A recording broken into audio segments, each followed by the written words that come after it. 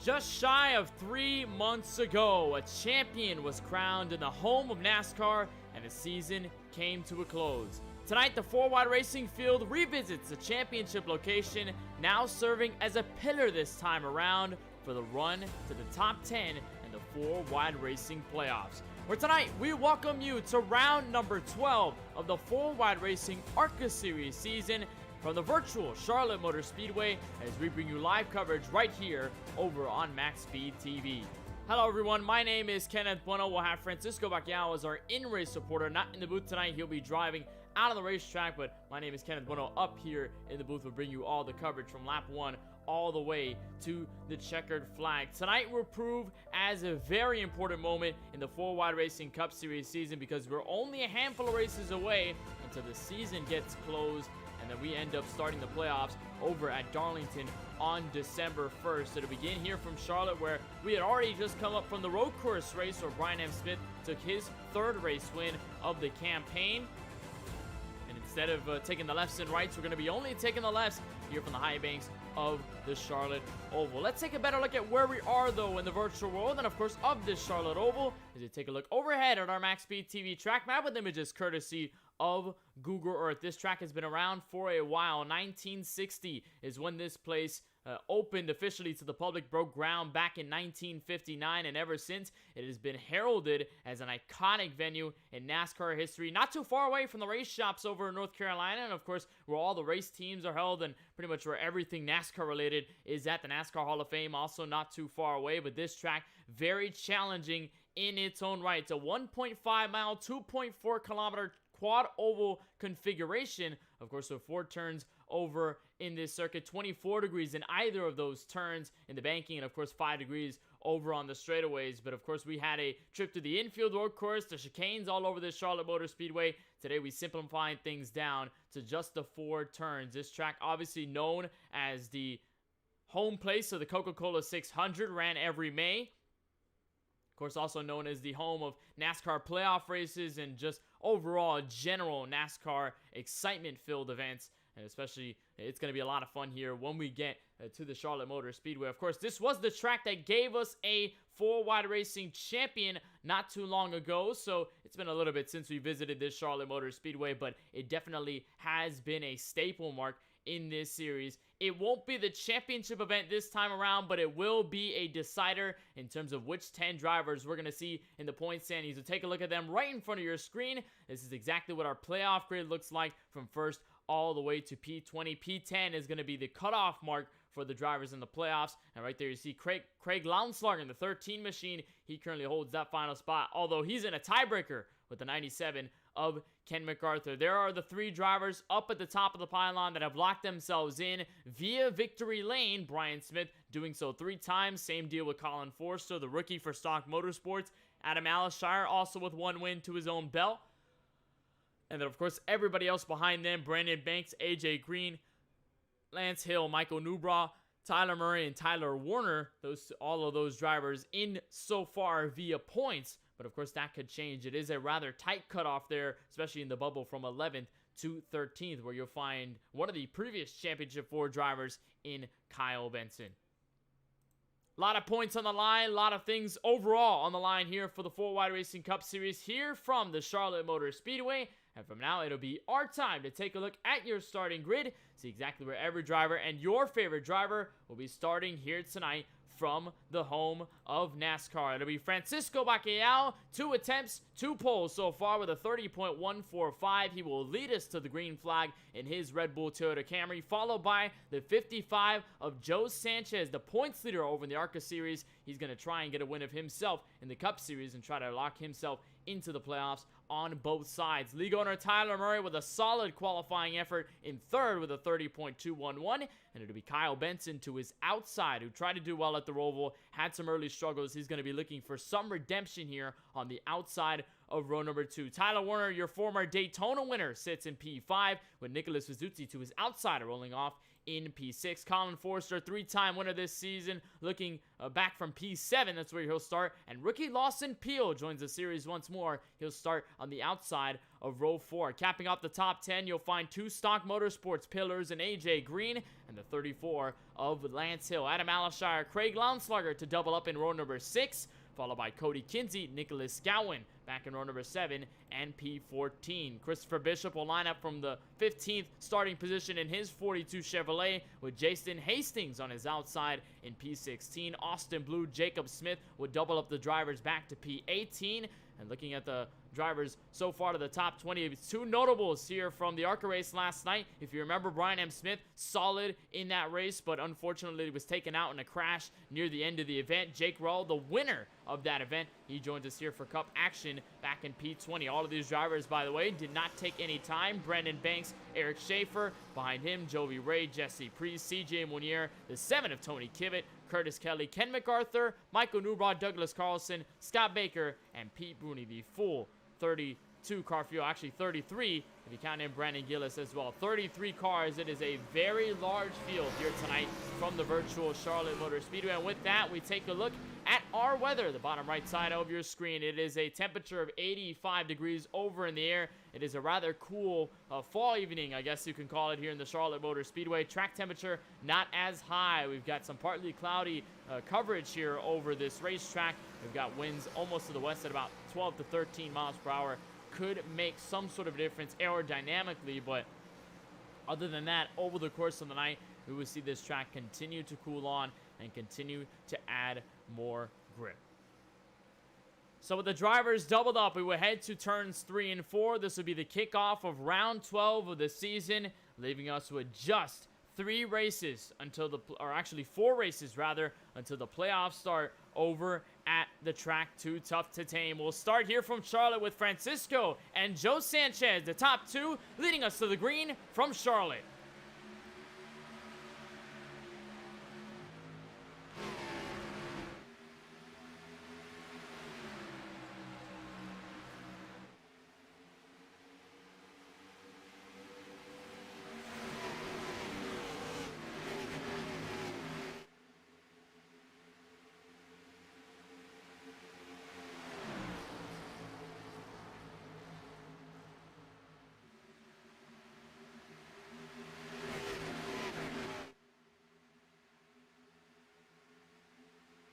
Dueling through lap number 1, Francisco and Joe Sanchez side by side for the race lead, with Kyle Benson now squeaking in a third. He gets by Colin Forster. Everybody seems to be okay through the first lap of this race. His 48 of AJ Green goes way loose out of the exit of turn 2, but it is still the fight up front that we're watching. Joe Sanchez able to really get out on the top side, the fastest driver in practice, now the race leader as of lap 2.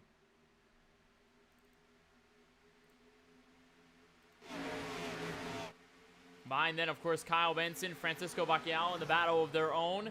The 99 of Colin Forster trying to peek in that third car in, that black and orange Aero McLaren machine that we saw so prominent at the Roval, took in the top 3 last week on the road course here in Charlotte, and now looking for some extra advantage if you can get a 4th win here tonight. You're right on board with Bacchial, the winner at Homestead a couple of weeks ago in his very first attempt. Was trying to go for a one-offer at Homestead, but then he saw Jake Morrell take the victory last night at the Charlotte Oval, decided why not, I'll go for the win here tonight from Charlotte. He currently rounds in 3rd after starting from pole. He's going to get this advantage here over the 99. Couple of battles to watch for near the rear of the field. Only much so side by side, but it is still exciting. A couple of rows deep. There's AJ Green, Nicholas Suzuki, the black, yellow, and red Havoline Ford Mustang. He's going to end up tucking behind that Moon Car beef machine of AJ Green. We'll talk about that in just a couple of moments, but they're all just siphoning their positions out between the first 5 laps of this race, and you can already tell just a drastic difference between what we saw at the Roval and what we saw over here, what we've seen so far in the opening laps here from Charlotte. It's a lot closer as they got real close for P2. Benson, a bit of contact there with a 30 machine. They're going to be able to keep themselves straight. Doesn't seem to be damage on any of the race cars, but that could have been real close on the opening laps. Don't really want to get into a dangerous situation like that and potentially put yourself behind the 8 ball, but much more draft being into play here from Charlotte. Of course, the high downforce package taking into effect here tonight as you run on board with the number 10 of Kyle Benson. Of course, a way closer racing that you'll see from as opposed to the Charlotte Roval, where a lot of things strung out. You're going to see a lot of close pack racing here with this package, and of course, the lessened power as the sun begins to set over the Concord, North Carolina horizon.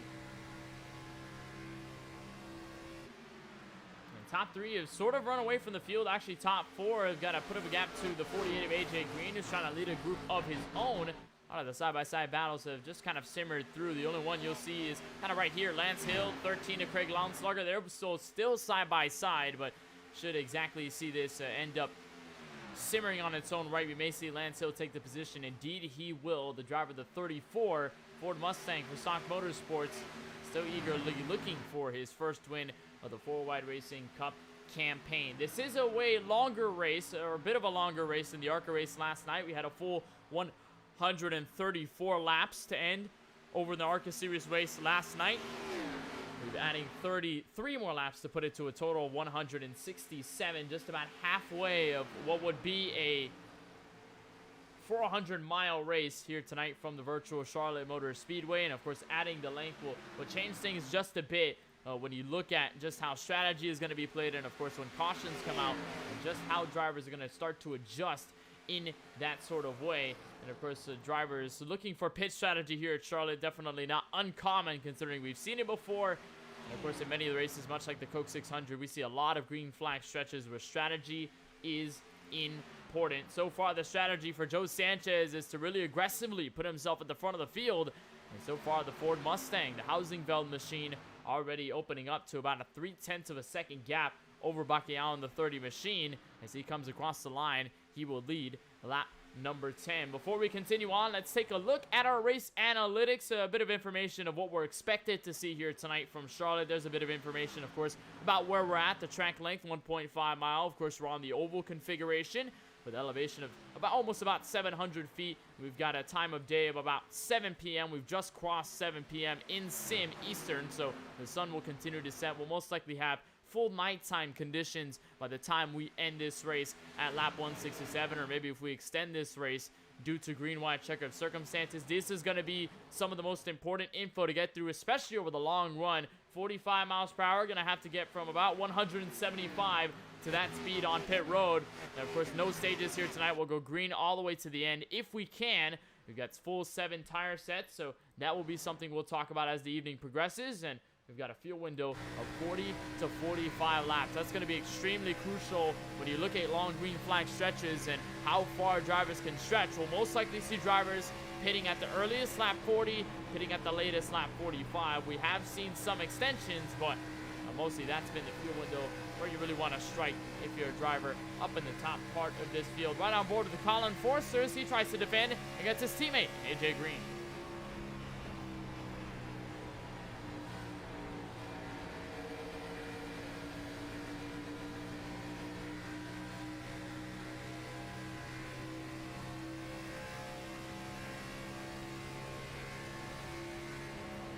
quick lap so far here at Charlotte. A bit of a tag to the outside wall Forster got, but doesn't seem to be too big of an issue as he still tails these guys between the top 5. They're starting to put a line of their own, and a bit of difference there as Forster goes for the block on AJ Green. Green's going to head for the crossover into turn 3, and we'll see if that ends up working out. Forster, a bit of a tag to the apron, and the teammate to the outside, he's going to try to make this move stick. Meanwhile, battle for the race lead is on. Francisco versus Joe into turn 1.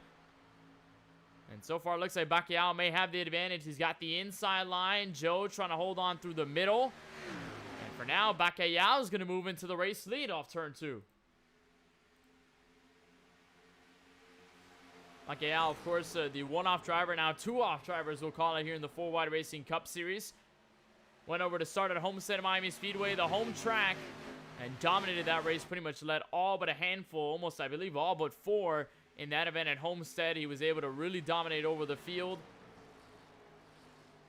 And so far for the pole sitter, he ends up back in the race lead after losing a couple spots to open. They're side by side behind them. That is the 34 of Lance Hill. He is still in a fight for position that is just inside the top 5, but instead of Craig Launslager this time, it's Nicholas Gowan to put up the fight in that number 31 machine. He tries to go all the way to the inside. A brand new colors there on the driver of that 31. He's got the brand new Caterpillar colors, some chrome colors there on that machine. Take a look on board. Just outside of him, there is Hill in sight. And Adam Alashar, the one-time winner of this campaign, just in front of them. Also just trying to get the draft in as well. One thing that's going to be notable here, that if you watch the ARCA race last night, you're going to see a stark difference in just how drivers play their strengths and play the tire wear here at this track. When you go with these high downforce, low horsepower NASCAR Cup Series machines, you're definitely looking at a lot of dirty air that gets brushed up out of the back ends of these cars. The big spoiler on the back really disturbs the air all the way around when a car passes through it and breaks through it. So the cars behind have to deal with dirty air. They don't necessarily carry the clean air that can aerodynamically and smoothly move through the car and allow for better handling. Instead, their car is going to push really on the understeer side, and we saw a lot of cars do that in practice. A lot of cars get high up into the outside wall. A lot of cars tag the outside barrier out of turn 4. And especially when you're in dirty air, it makes things exacerbated on that case. You don't necessarily want to stay too behind the driver pushing it, or else your car may be pushing up into the outside wall. That was a pass for second that you just saw on screen. Kyle Benson in the 10 machine already on his way. So the big fast racing Chevrolet Camaro trying to take some redemption from not only the Roval race last week, but the last time we visited this track. Benson was part of the Championship 4. He was a driver that had a handful of wins going into that. One of his wins was at the Charlotte Roval, where he dominated and just did not have the night he wanted in the championship finale, and ended up crashing out and finishing one of the last half of the Championship 4. And of course, Scott Healy was the winner of that championship at the end of that race. So Benson already off to a strong start here. Moving up into P2, AJ Green has also done some movements as well. Got by the teammate in Forster. Also got by the 55 of Joe Sanchez. So move that number 48 Beef Machine into P3 as you watch a nice tight-knit group here between the 75, the 12 machine Lawson Peel, and even behind them, Nicholas Gowan still on it with Adam Alashar.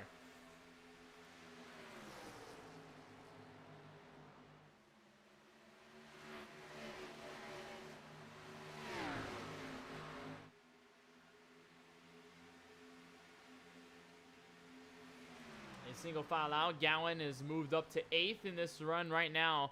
Up at the front of this field as Adam Alashar almost gives him a little bit of a bump, and over the first 20 already seems to be fairly clean between the drivers up at the front of the field.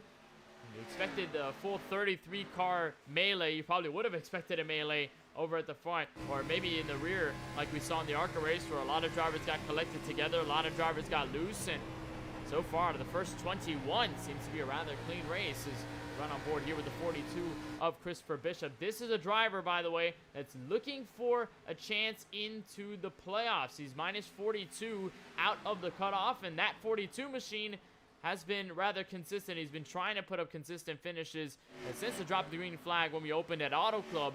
And Bishop still within reach of the championship fight, and this race definitely going to mean a lot to him and other drivers in that championship hunt as well, as he tries to fight against the 71 of Curtis Kelly up on the inside. And for Bishop, this could be a statement night if he can put one together and continue to reel in what's going to be a classic fight up through the top 10 and what's going to be that bubble. We'll try to take a look at it all night long. And we'll try to update you as things change, especially through the field. But as for now, seems to be no significant changes apart from some minor points in track position. There's Cody Kinsey. He's going to try and follow a train. Joby Ray all the way in the inside. The Kyle Larson machine, the winner of Pocono earlier this season. He's going to be also looking for the pass on the 4. He's going to give help to Alashire, which is going to instead push Kinsey out of the limelight. He's going to put Tyler Murray, Tyler Warner, also 2 drivers stuck on the bubble here, 9th and 10th in point standings. Both of them also looking for really good runs here from Charlotte. And this is going to be a fantastic stretch. Another stretch of 1.5 miler will cross us next week when we head to the Kansas Speedway. And, of course, we'll have our Dash for Cash finale. But apart from that, we are still going to have a closing battle for the playoffs. And who's going to be the 10 drivers that we'll see compete for a 4-wide racing title. We've seen a lot of things happen within the last season a couple of months ago. And with the same host of drivers, some new faces, and a brand new structure, has definitely changed the eye-opening aspect of the game. And some drivers have really put themselves in solid positions to either lock themselves in or potentially point themselves in as well. Joe Sanchez, though, has fallen off just a little bit on the tire wear. He's fallen off now in the clutches of the 12 Lawson Peel. That's Nicholas Suzuki behind, but he's not going to have to worry about that for now. Caution flag waves for the first time this evening, and it's Brian Smith, the driver of the 78. We saw him win last week at this very track on the road course. Had a solid opening night in the ARCA race before ending up in a crash on the front straightaway, and out of turn 4, Smith in some trouble after starting all the way back in the field. We'll try to take a look at exactly what happened to the driver of that 78. Not usual that we see Brian M. Smith in trouble, but this time it seemed to be an issue here. And this brings us under rest for the first time here tonight. This is around the battle beneath the top 25. That's Scott Baker in the 40, Brandon Gillis in the 9. Smith tried to pull it 3. And right there is where the problem arises. Brandon Gillis, unfortunately, with damage in this one. And you'll see it one more time as they headed to 3 and 4. It was this move right here, just trying to split the difference here. 3 wide. And I believe Scott Baker got a little bit loose out of the corner, just pushes up just a little bit. There's a bit of space there, kind of moves up, gets into the 78. That's enough to unsettle the race car. And then out of that time, he has no time to react before getting into the 9 and inevitably getting into the outside wall and going for a spin just in that restart zone area, just in front, or really just behind the start-finish line. So he crosses it there, lap 25. And our yellow flag comes out for the first time here tonight. Smith, like many drivers going down pit road, that will include the race leader. So Bakayao and everybody behind him, Benson, everybody in the top 3, they are hitting pit road this time by. You take a look at pretty much everybody in the field. Jacob Smith going to come out first. Not sure whether he had a slow stop. Actually didn't go in his box at all. Bakayao's going to lead them out. Benson, Green, and Sanchez back to the top 4 out of pit road. And is Jacob Smith going to be in the lead? I believe he missed his pit stop completely, so we should see Smith go for a double here on pit road and end up getting some 4 tires and fresh fuel. But it's Bakayao still up at the front. Lap number 27 after our first round of yellow flag pit stops. Not many changes through the top 5. Colin Forster still holding strong in that 5th position. It's everybody here that was in the top 5 before the yellow came out, still in reach of that, or still in reach of all of those positions, really, as of the first 27 laps, and doesn't seem to be any drastic between everybody so far in this field. Just got word that Brian M. Smith has pulled it behind the garage, I believe. Actually, no, he's still there in front of the wall. He's getting some damage fixed. Not a fast repair deployed on that 78 Camaro. He's going to roll off and get it fired back. The AJ Allmendinger Hyper Ice machine going to go back out, and he's going to be all the way trapped back in P31. He is still going to be on the lead lap, though, so that is good news if you're Brian Smith. But you can just see the margin there, and coming out of pit road, not too much when you think about it in the larger grand scheme of things. But for now, we're going to take a look and actually introduce the second member of our broadcast team, technically, but on the track here tonight, Francisco Bacallao, our current in-race reporter. Francisco, so far this race, I mean, it's pretty much been all you, except for a little bit of a track position being lost, but you got it all back at Charlotte. I know there were some concerns about getting a fast lap in practice, but how have things been so far with this track and with the traffic specifically over the first 28? Yeah, it's not been easy out here, Kenneth. We lost the lead there on the opening laps there. It's just very tough to try and hold it down on the bottom.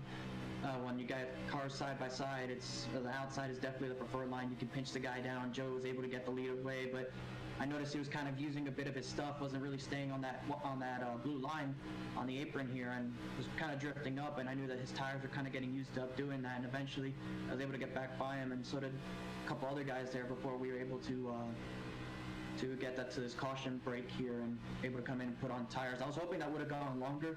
I was staying about half a second to 4/10 quicker or ahead of these guys, so we'll try and see if we can try and repeat what we've just done in this next run. Hopefully we don't lose the lead. Well, Homestead was obviously a statement night. It was the one-off for you, and then all of a sudden, a couple days ago, you decided it was going to be fit to go for the two-off here at the Charlotte Motor Speedway. Walk us through that decision specifically, and of course, how you expect to kind of dominate this one just like you did at Homestead as we get the one to green. Well, it was sort of last second. I just kind of wanted to run another race, just see what it's like to run at a different track and see if this is something that maybe in the future season I can maybe do in its entirety. I've had fun in the booth, but I'm also a driver, so maybe I can in the next season split it up between doing both commentary and racing out on the racetrack. I'm looking forward to that being a possibility, but the only way to do that is to get some seat time and learn. You got seat time with that win. You're going to get more seat time here when we go green in lap number 30. Of course, wishing you the best of luck as you'll take us back to green. Thank you, and good luck. As Francisco Bacchiao, our current in-race reporter, will be dialing him up over the course of tonight's race. Did so a couple of times at Homestead, although it didn't really have enough yellows to really bring him in. But Francisco going to look to dominate this race just like he did over in South Florida.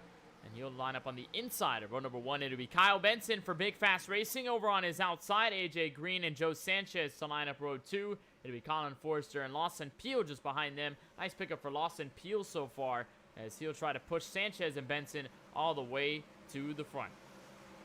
Pace car going to make its way down to pit road for the first time since we dropped the green flag here from Charlotte. It'll be Bacallao and Benson, the top two, back underway to the restart zone. Bit of bobble out of the leaders, but we're back under green as they head for turn 1.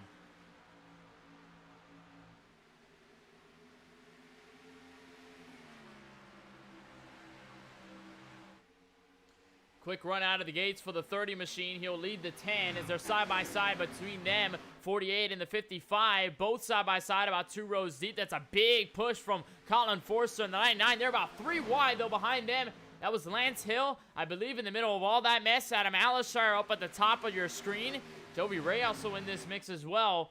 And they end up sorting themselves out just barely before they get out of turns 3 and 4. It is still, though, side-by-side between Green and Sanchez. We saw Green pushing or getting pushed by the 99 of Colin Forster. He's got some assistance here in draft with the 12 of Lawson Peel. But it is getting awfully racy here as you run on board with that number 48 Beef Machine. Now getting the 12 of Lawson Peel to his inside. And now Peel going to look for position as Green tried to be aggressive early on, but it's costing him a lot of spots in this opening lap.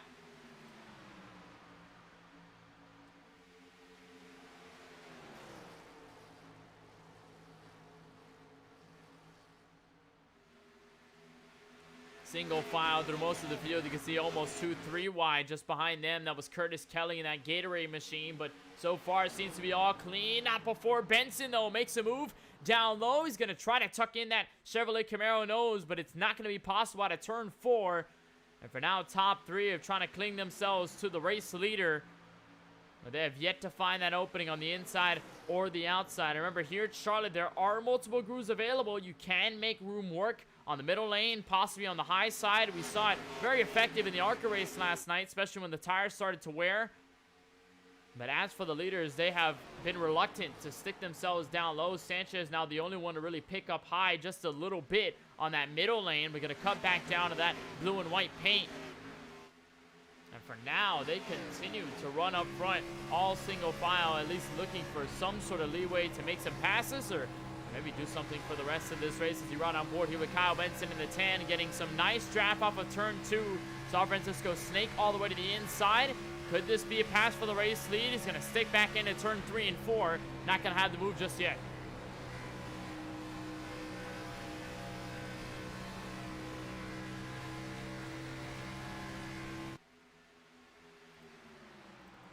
But now top 2 clustered in. Now here comes Forrester. Help from AJ Green, the 2 teammates down low, while Sanchez tries to fend up high. Forrester going to take over P3. Austin Peel going to fall also back as well. That's Nicholas Gowan, the Chevrolet, to his inside. Lance Hill is also going to try to take a 2-for-1 on this affair. But still single file as they continue to try to make way through the field. There's Forrester way up high. I think he's going to get a move here on Benson in just a couple of moments. Almost made the crossover. Now going to go up high on the driver of the 10. So Forrester making moves early on in this run as well.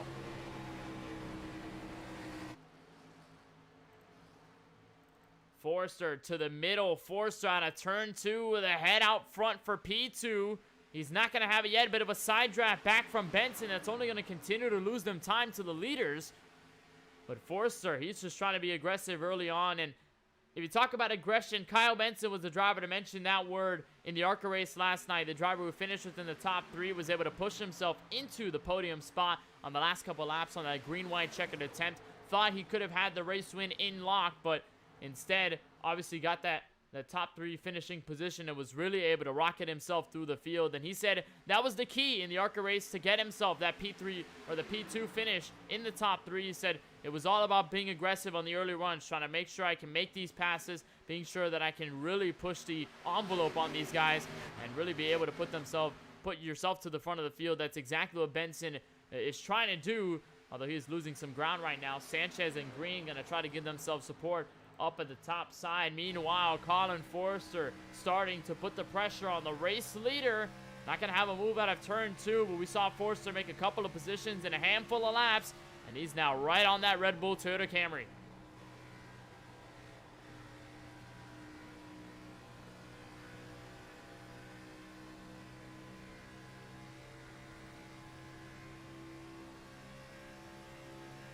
On board so far with the driver that 99 as Joe Sanchez now peeks to the bottom side. He's going to try and take a look. The 3-time winner in the ARCA series. Looking for a first win here in the Cup campaign. He's going to tuck back in line. These guys are starting to accordion just a little bit. But it doesn't seem to be as big as we saw on the opening laps of this race. Benson now going to try and get back to where he was as he peeks underneath that 55 Ford Mustang. But at this point, it's starting to get real close between these guys because now invites Nicholas Gowan, now invites the 12 of Austin Peel, Lance Hill, Jovi Ray, Adam Alashar. They're looking on the outskirts of this fight right now for P5 and up. They're really getting close on this route as Gowan is right in the thick of things. You watch right there, the side-by-side battle, almost contact door-to-door between Benson and Green. He's going to stick in line for now, and Gowan really picking an eye on this one. On lap 40, may take it 3. We're going to stick behind the 10 for now.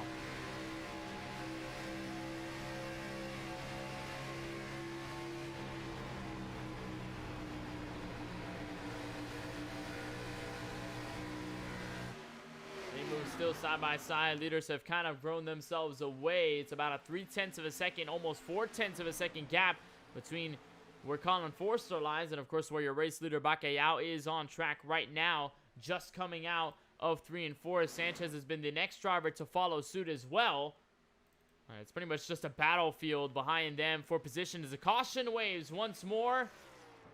We have our second caution of the evening, and I believe it was AJ Green, indeed him and Kyle Benson involved in an incident here. On lap 42, we saw them both side by side aggressively for, I believe, P4 on the racetrack. And we may have some beef with the beef car as AJ Green and Kyle Benson get collected in our second caution of tonight's race with a 2-car pileup to give us our first yellow. And again, it's another 2-car instance to bring us back under yellow. Take a look at the replay. This is 3 and 4 where it all happens. I'm not sure whether the contact started with Benson or with that 48 machine. I think right there, actually 48 just tried to get himself back merged with traffic, cut himself back in line, but didn't quite realize that he was not exactly clear And by the time Benson got in front of him, by the time he tried to cut behind Benson, it was a little bit too early. Got into the back bumper of that number 10 Camaro and sent him directly into the wall. Watch this. Heartbreak for Benson early, who I talked about was looking for the redemption here at Charlotte. He's immediately out of this one as AJ Green also just tries to get back up to speed. And both of them looking for quick damage control on pit road. See the 48 down pit road. He's going to take his damage. Repair. We'll see if he ends up burning off the fast repair here in this case. We'll see where the 10 of Benson ends up in all of this. You see him there out of pit road. He's going to come into his stall. The 48 takes a fast repair earlier on in lap 43. And Benson now going to go for pit road. Not sure if he's going to burn the fast repair. Doesn't look to be the case. He's going to continue on with some of the damage that he has. And I think for right now, feels that it is way too early to even bother with a fast repair early on in this race. In this series, there are fast repairs given to the drivers. So if, let's say, you do get some damage, if your car does get totaled, you do have the opportunity to go and repair it. With that fast repair, you end up getting a very clean race car to that, just like it rolled out of the trailer.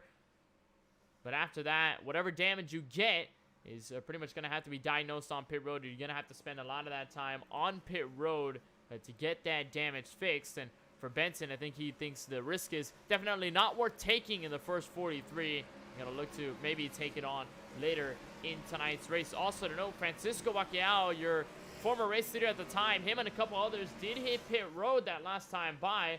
That 30 machine hit pit road. The 99 machine of Forrester, Cody Kinsey, Lance Hill, Lawson Peel, Adam Alishire, all those guys decided to go for service early on. So instead of what we've had so far, where it looked to seem like a general consensus after the first caution, it's a little bit of a split.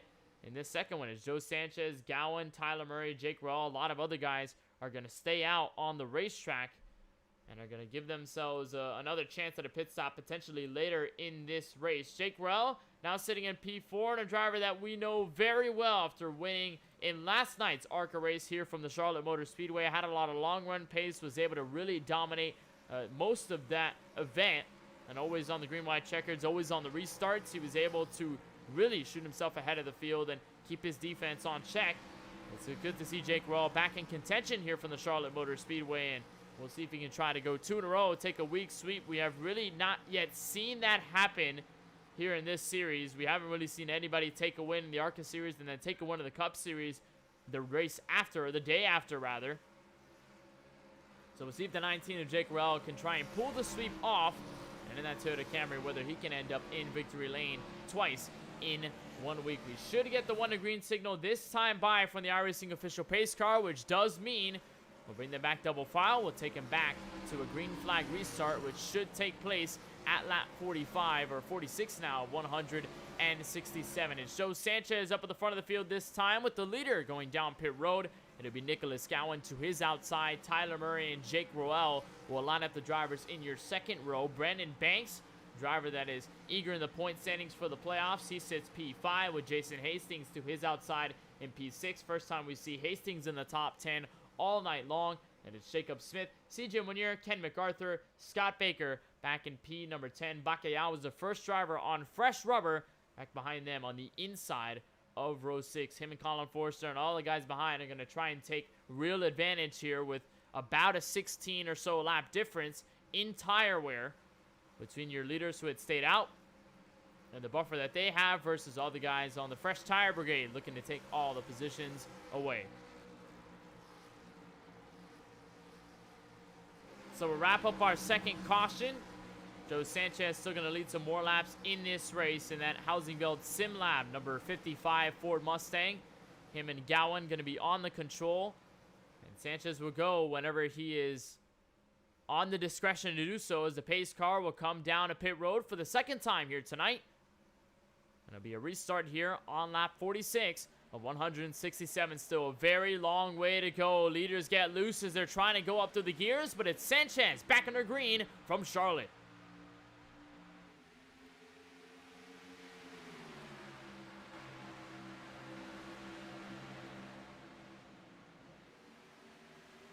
Another good jump as a crash happens behind them. Colin Forster around into the 42 of Christopher Bishop. And we have a mess in turns 1 and 2. Caution flies immediately. And I just had said just how it was going to be the fresh tires versus the old tires. Forster was on the set of new tires. And as he was trying to get around the traffic, he got way loose in the middle of 1 and 2. The banking, the 24 degrees. And he goes around, gets loose, hits the outside wall, and comes back down the track. And now has severe damage on the front end and the rear end of his number 99 Arrow McLaren Chevrolet Camaro. We'll take a look at the replay, and that was just behind Bacalhau and all the guys on the fresh tires that were looking for some grip. See, there's Forrester on the outside of the lane. This is row number, I believe, row number 6.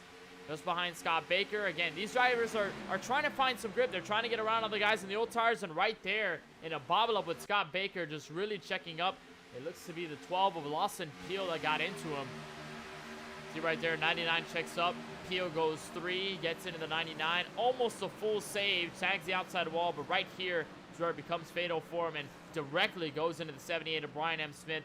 Tough luck for the driver of that Chevrolet Camaro as well. And Bishop, who we mentioned as a driver who's really trying to put himself into the forefront of the conversation in the playoffs. In this instance, really won't hump things at all. Right on board with the driver of the 42 as he watches the mess unfold right in front of him.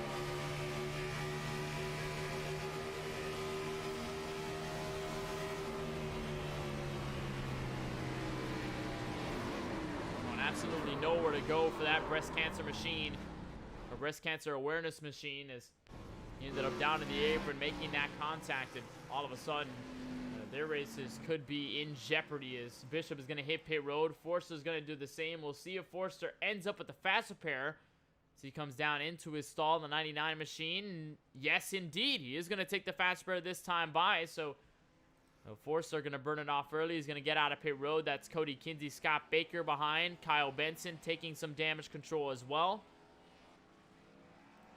And for Bishop, I don't believe it's going to be too much damage to really warrant a fast pair earlier on in this race. However, it is still going to be challenging for him to get up to the front.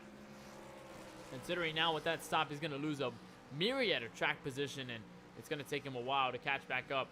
Especially given the circumstances that we have, and we still have old tires versus new tires on this group, so it is going to be even tougher for Bishop to try and catch up to the field. That's one thing that you see when drivers are on fresh tires, and we usually see it here at these 1.5 mile tracks. They seem to be really amplified in the cases where the fresh tire cars really have a lot more speed than the drivers on the worn rubber, and by the time that they get to the drivers on the warm rubber, they obviously are way faster, but it's just hard to really get around them when you don't have a lot of space on the track, and when the track can really get narrowed up when you go 2, 3, and maybe almost 4 wide here from Charlotte. That's exactly what you saw there, just drivers trying to get around the old tire cars, but they just cannot find a way. And for Forster, he really had to check up to make sure he didn't get into Scott Baker and maybe cause something larger. And then ultimately Lawson Peel getting eager there on the bottom, tried to make the space work. And unfortunately, the gap closed by the time he got there. And then he tagged into the 99 machine, which of course causes our second yellow of this race. Well, Sanchez still in control. Caution is still out. We'll take a short break, but you won't miss a thing here on MaxSpeedTV for round 13 of round number 12 of the 4-Wide Racing Cup Series from the virtual Charlotte Motor Speedway. It's Sanchez, Gowen, Roel, your current top 3.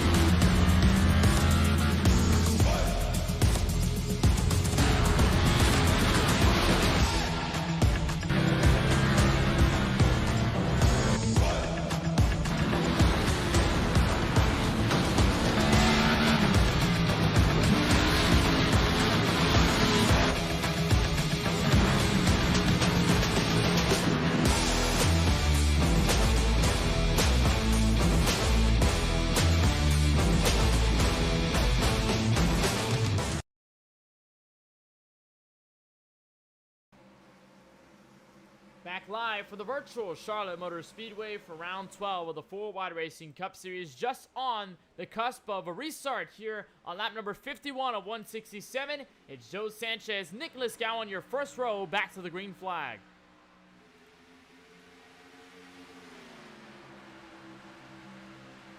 The attempt back is a solid run out of turn 1 and 2 for Sanchez, and we had just gotten that restart off of a recent yellow involving Colin Forcer, Christopher Bishop, and Brian M. Smith, which leaves us with a whole new cast of members here at the front of this field. There were 3 wide for a moment. That's Jacob Smith on the bottom of Brandon Banks. That was also another car in there as well. Tyler Murray, the 8 machine, also the 3rd car in that group. And they are all pack racing here. Remember, talked about fresh tires and old tires before we got to that break here just before this restart. A lot of these guys on the fresh rubber looking for that advantageous look here as Francisco Bacalhau, one of the fresh tire members, now going to look to the inside. Still no look yet in the dirty air. Right on board here with Jacob Smith. Here's the view out of turn 3 and 4. And it is a lot of drivers in this pack. There's Bacalhau trying to run all the way to the outside wall. Not going to have a run yet. They're still side by side. And here's a big push from Jake Roell. Actually from the 31 to Jake Roell. That's Nicholas Gowan in that Chevrolet Camaro.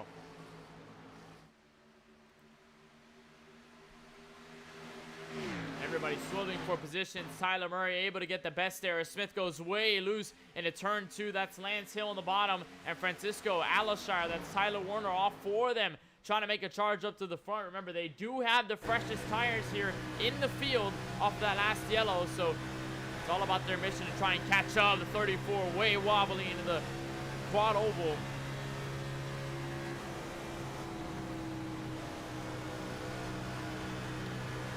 Now you can see just how much ground he gained that last time by. He'll set a 36 as he gets it into 26 of Jacob Smith, and around he goes. Does the caution get waived? The answer seems to be no for now. Now it gets waived. 3rd time a yellow comes out, and it's the 26 of Jacob Smith. We saw the onboard look as Smith went around. It was Lance Hill that got directly into him on the back straightaway. And our 3rd caution comes out at lap number 55 of the 167 scheduled here tonight from Charlotte. Take another look at it from a different angle, a different perspective, and it was a hard hit into the inside barrier for Smith. As Hill tried to get a little impatient, tried to look underneath, and just carried so much momentum, did not relinquish it at all. And then got into the 26, and he was spinning underneath the apron, so you wouldn't expect it to cause a caution here from the race officials, but of course he comes back up the track in his spinach. And while he's spinning, does cause the yellow. Right there, the contact is made between the driver, the 26, and the driver, the 34. Take a look on board with Jacob Smith, and you'll see the contact happen right about there.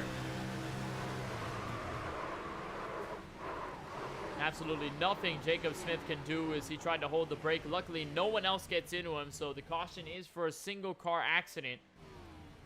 And as for Jacob Smith, unfortunately, he may end up burning the fast pair or just having to pretty much lose all the track position here. And Smith, like many others, going to hit pit road this time by. I believe the leaders have also taken their share down pit road. And indeed they have. So that will push Francisco Bacalhau back to the race lead. Of course, Joe Sanchez, all those guys, they have hit pit road. There they are coming out. Jake Roell, believe, got the advantage out of the 55. Actually, no, he's going to let him by. So Sanchez wins that race. There's Tyler Murray, Nicholas Gowan. That whole group on the old tires finally going to try and equalize or maybe even get the betterment of these guys on the what used to be fresh rubber between that group. Now they're going to try and take advantage and maybe try to get by the buffer cars. And it just gets so tough. Like I mentioned before we got into the break, just how difficult it is as a driver to be on fresh tires, to try to get around drivers on old rubber just because you have more grip. Naturally, you can carry more speed into the corner while also being very careful. It's kind of that fine line between being aggressive and getting these positions quickly before the tires equalize versus trying to be careful and making sure you don't get into anyone. Make sure you don't cause any cautions. Make sure you don't stack the field up, and make sure you're not a liability for a yellow flag. And it could be at the result of an end-of-line penalty. And end-of-line penalties are issued here by the 4-Wide Racing officials if you are a cause of an incident.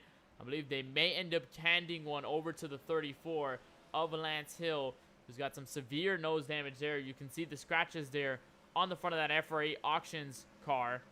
And we'll see whether the officials do rule an end-of-line penalty to Hill or whether they will let him escape scot-free and keep him in P2, where he should start from the outside of row number 1. We'll take a moment and talk again with our in-race supporter. We'll bring back Francisco Bacchiao over into the broadcast booth. See exactly how he's feeling so far after a little bit more laps here under his belt here from Charlotte. And Francisco, you're back in the race lead, of course, via the leaders hitting pit road. It was a time where you were on fresh tires versus a huge buffer of cars on old rubber. Walk us through how that was like and how tiptoe you had to be through the field as well. Yeah, it was very difficult there. It was the tire difference there proved to be very vital, and I got passed by some of the guys on my same strategy. Just staying patient behind the slower traffic is what really helped us out. And you saw right there, 34 got into the 26 there and turned him, and I was able to get the position over him, but he got in EOL anyways, and that is what made sure I can get out in front now for this restart. So again, you're going to be out front. You're going to be controlling this restart. What's going to be the motive here? Are you expecting a lot of yellows to come out, continue to breed more yellows, or do you feel like there's going to be a long green flag run where you can really kind of stretch your legs and maybe get the wings over and start flying? So far, there's nothing that's really been telling me we're going to get a long run, at least not any time in the near future. I feel that at this pace, we might just keep getting a couple more cautions every 20 or so laps. That's the pace we've sort of been on at this point, and you know, I didn't want to come down in there just to make sure I had an extra set, just in case there's any late race action that might require an extra set, and I don't want to put myself in any danger right then. Just take the hit now if I have to take one. I still have 4 sets left, I believe, which for 100 laps should be good, versus having 3 sets for the remaining 100 or so laps. So I know that they'll be coming in on these newer tires. They'll have to go through, I think, more traffic than what I had to go through to find their way up here. I believe Joe Sanchez, who was the first car of that group, he's restarting down in the 18th position, I want to say. So it's going to be difficult for him, and the tire difference is less because of all the cautions. So it's going to be a little bit more difficult for him than it was for me, I believe. Well, you're going to be in the lead once again. We'll let you go at it for the restart. Thank you for joining us. Thank you. That's Francisco Bacchiao in the race lead, 32 laps led on his belt, looking for a lot more here when we go green at lap 59. He said it, we're probably expecting a lot more shorter stints with yellows, and we have yet to see a full stretch of long green flag stops be really executed. We saw it happen in the ARCA race last night, but apart from that, so far the Cup Series has been wildly different, although we've seen some of the same conditions and potentially some of the same split strategy that we saw over in last night's affair. Francisco Bacchiao, Adam Alashar, the first 2 on row number 1 to lead us back to green on lap 59. And as the leader goes up to the start-finish line, we're back racing from Charlotte. It's a good getaway by the race leader to turn 1.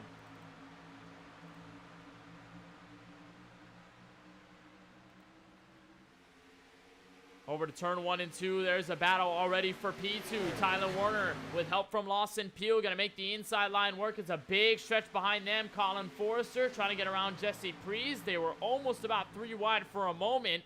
Remember, Forrester involved in an incident earlier in this race. Got the fast pair, got some fresher tires. So now he's on a mission to get back up to the field. But mission is going to get halted. Caution flag waves once more. We'll see exactly what the cause of the incident was this time around. See some damage to Joey Ray, but I don't believe that is the cause of it all. I believe it may have been Scott Baker in the 40 machine, the U.S. Navy car that we saw take place at the Charlotte Roval last week. And Baker in potential trouble here as of lap 60. We'll take a look at the replay and see whether he was involved or whether it didn't really have to do with him at all. We'll take a look. Doesn't seem to be any indication that Baker was involved. Kind of a little bit slow here on this case, but it seems to be the biggest cause of concern here when the yellow does fly. And I think maybe it could have been somebody even further behind them. Michael Newbraw might be in this case as well. It's a little hard to take a look here at the replay and see exactly where each and every driver was at the time. And actually right there, 26 got into the wall, but it was Baker that had an issue as well. So Baker indeed was involved in the caution. Not exactly sure how, though. Right there, actually got tagged. Not sure whether he lost it on his own merit or got tagged by another driver. There's Lance Hill. Oh, and right there, 3 wide with Jacob Smith, and bam, into the outside wall he goes, and Hill also in trouble. We talked about Lance Hill as the driver got the end of line penalty after getting into the driver in front, getting into Jacob Smith. And now both of them near the rear of the field as Hill directly gets his fast spare. And I'm not sure whether officials will consider him the official cause of the yellow flag as he comes out of pit road, and will try to continue this race. So far, though, it continues to be Bacalhau, and just like he said, and when we interviewed him under the last yellow, it's probably going to be a lot of yellows to start breeding themselves. Cautions are going to start to breed cautions, and we're going to see a lot more drivers get in trouble, and of course a lot more instances where it's more stop and go than go, go, go here all the way to the end. As we are still not even close to the halfway mark of what should be around lap number 84, around 83, 84 is where we should see the official halfway mark of this race. So just about 22 or so laps away from what will be the cross-section time and where we'll get the cross flag. So still a very long way to go, and still, of course, more than triple digits of laps left to really knock down here from Charlotte. As the field continues to pace, I believe we'll get the 2 to green here this time by, so we'll wait even one more lap before we can officially get lights out in the pace car and try to go back green for the rest of this race. Let's talk a little bit about the schedule by the time we're here under the yellow flag. Here's a look at the 4-wide racing schedule for Season 3, and you can already mark so far October 20th is where we are at this point in time. Charlotte Motor Speedway, where we are with just about 4 races left now out of this one, going into the round of 10 and the start of the 4-wide racing Cup Series playoffs. Next week, October 27th, we'll have a battle in America's Heartland at Kansas Speedway. It'll be the Dash for Cash finale, so all the 5 drivers that qualified over at Homestead, Miami, will have a shot this time around to get the cash prizes and solidify themselves as a Dash for Cash winner. We'll have that coverage 9-10 p.m. Eastern on October 27th, and then we'll go to short track racing for 2 weeks in a row, November 3rd, over at Richmond in the Commonwealth of Virginia, and we'll go to the Rockingham Speedway in North Carolina, the first time this series has ever visited that track. That's going to be a lot of fun for both the Cup Series and the ARCA Series the week of November 10th, before we head back to Daytona and the Super Speedway before ending the regular season, calling a regular season champion, and of course starting the round of 10, which will be at what was supposed to be Darlington, but since then has been changed to the Bristol Motor Speedway. Actually, no, has been changed to Darlington due to Darlington being canceled earlier on tonight. So that is not Bristol December 1st. That will be the track too tough to tame, Darlington Raceway, then Texas Motor Speedway. Just after that, Nashville Super Speedway. The first time we see that track in any 4-wide racing schedule. It'll take its appearance directly into the round of 10 of the playoffs before we cut the championship down to just 5 drivers in half at the Talladega Super Speedway. And of course, we'll decide a champion just before the brand new year 2022 over at the virtual Atlanta Motor Speedway. Still no word on whether that will be the new Atlanta Motor Speedway if they release it, or whether that will still be the old and bumpy Atlanta Motor Speedway that we've come to know here on the iRacing service. But still a lot to look forward to nonetheless in terms of 4-wide racing coverage, and of course we'll have it all. That's going to be a lot of fun when we get down to the championship, when we start to close things down, and when we start to really get into the pressure-filled situations. Drivers going to have to adjust a lot more, and even now when drivers are trying to point their way in, it's going to be a lot tougher when you bring it just down to 10, and you really have to execute in those races to get to the championship 5 and be a part of the championship fight over at the Atlanta Motor Speedway. But still a lot of racing to get through here tonight from the Charlotte Motor Speedway. It's Francisco up at the top of the field. He'll be on the top side this time, outside of row 1 to lead us back to green. Tyler Werner on his inside. Lawson Peel, Adam Alishire, your row number 2. For Curtis Kelly and Jesse Prees, double up the drivers in row number 3. Pace cars down. Lap 63 will come to a close. Lap 64 will open with a restart as Bacalhau leads him back to turn 1.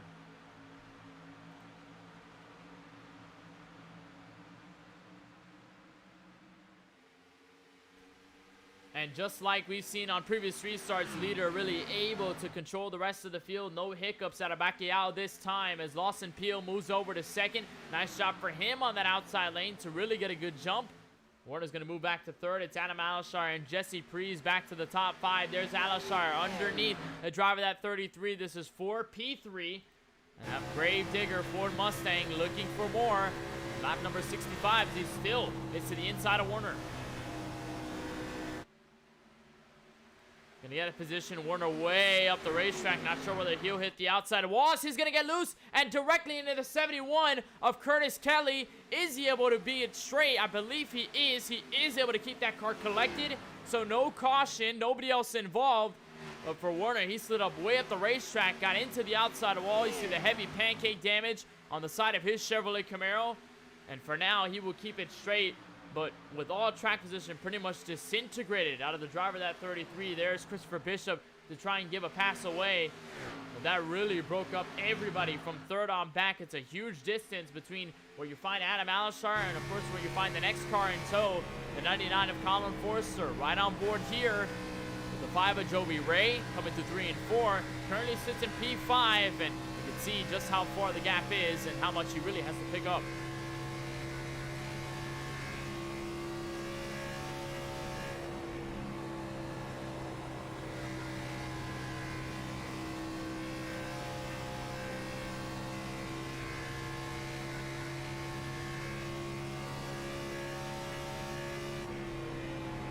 Continues some possible clean air just a little bit there for the 5 of Joby Ray as he tries to recruit with some damage there on the rear side. Top 3 though all clustered in. Alashar has caught the back of Lawson Peel.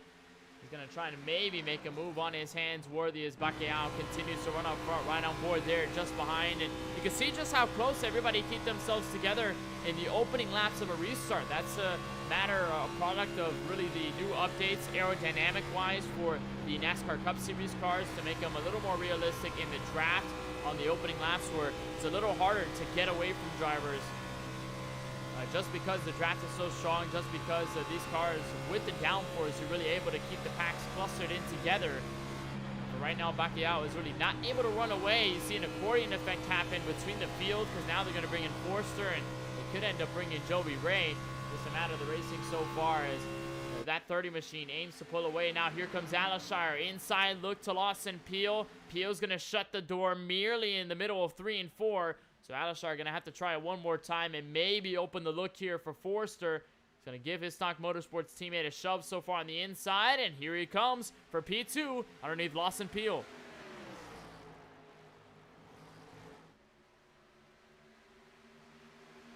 Peel trying to defend that Menards machine up top. But Alashar holding strong down low. Bit of a bobble there by that Menards machine. Forster going to be the third man here to assist. And as Forster works up the top groove, he may make this a 3-horse fight. He's going to get a big run in a 3 and 4. Maybe give the shove to the 12. And for now, Forster assisting the driver up top rather than assisting Alashar in his move up to P2. We saw Forster use the outside line heavily, especially that middle groove in the ARCA race last night. Really seemed to be proven successful there for Forster, as now he gets to run down the 24 degrees of banking, but he's not going to make the pass just yet. Caution flag waves once again. And just like we've seen time and time over here in this race, it's just a bunch of green flag runs mixed in with a lot of yellows being thrown. We'll try to see exactly who might have been involved in this incident. Figure that potentially these guys were involved, but I don't see any large amount of trouble here between these guys, and doesn't seem to be too much damage accrued on their race cars. We'll see if they were involved. We'll see if anybody else was involved. I believe Eric Schaefer actually was coming out of pit road, so he had really nothing to do with this incident that brought us under yellow. We'll see if we can get some sort of a diagnosis here with Brian Smith. Actually, right there, got hit by the 97 of Ken MacArthur and just got spun around. He was riding just in front of that male yellow Chevrolet Camaro, and as the 97 was coming through, he just directly got into the driver, the 78, and caused him to go around right here with Ken MacArthur. The run through the middle, right there, directly gets into the 78. MacArthur able to escape with some damage, but it's been a night that went from bad to worse for the driver, the 78, in Brian M. Smith. And a driver that I don't believe has burned the fast pair just yet tonight. So he's going to stick with his damage and going to try to get some repairs on pit road. There's Curtis Kelly, Christopher Bishop, a lot of drivers down pit road, including, I believe, some of the race leaders. Bacalhau did hit pit road that last time by. And a bunch of drivers also went down for service as well. So Bacalhau, Tyler Werner, Colin Forster, all of them now out of pit road. There you see the 30 machine coming out, pit road exit. There's AJ Green, Jake Rowe, Jesse Prees, Austin Bloom, Craig Lounslager, and of course the drivers involved in that incident getting some damage. So it's an opposing call here. Bacalhau did say he wanted to stay on 4 sets of tires instead of 3 for the next 100 laps. But as of lap 73, he's going to burn off another set and then potentially we'll see exactly what kind of strategy call is made. So there really hasn't been any switcheroos in terms of green flag pit stops. It's mostly just been a yellow flag pit stop affair. The splits have been there, though. We've seen the drivers just staying out and trying to conserve as much as they can, or drivers looking to waste sets early.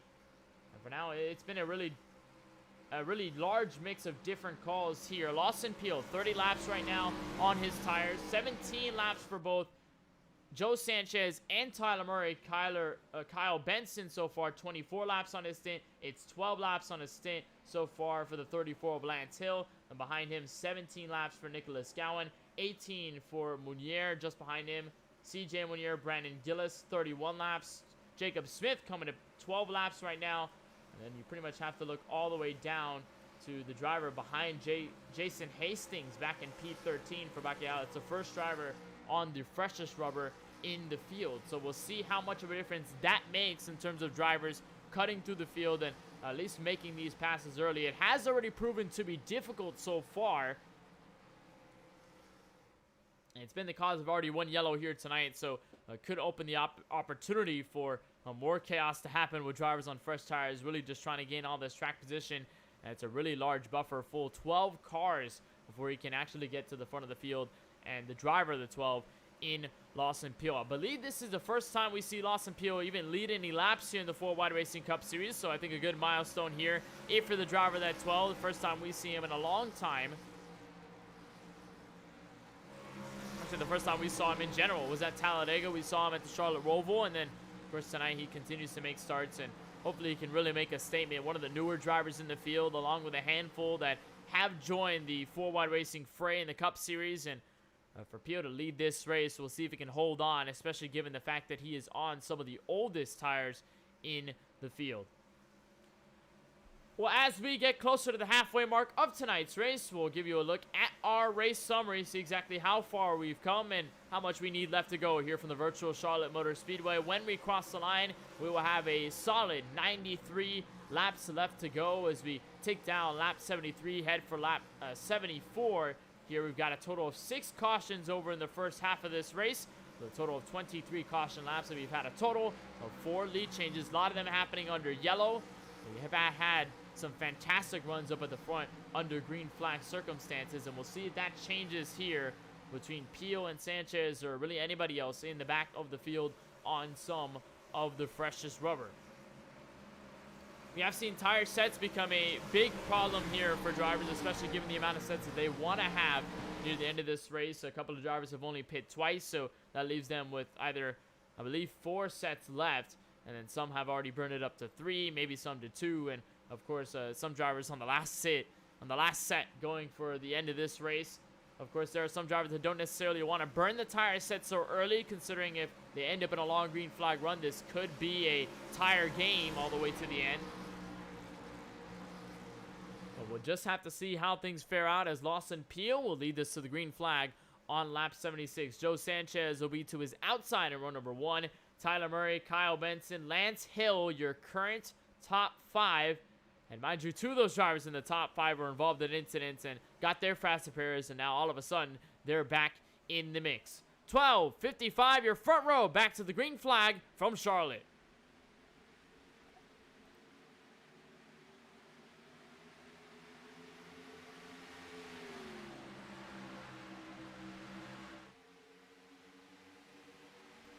No difference there out of turn 2, but you can imagine Sanchez and all the guys on the fresh tires are looking for some sort of advantage here on the opening laps of this start. There's Lance Hill underneath Tyler Murray for P3. Meanwhile, Sanchez is really trying to hound in on the driver of the 12. Watch the run he gets out of turn 3 and 4. We may have a race lead battle on our hands coming back to turn 1.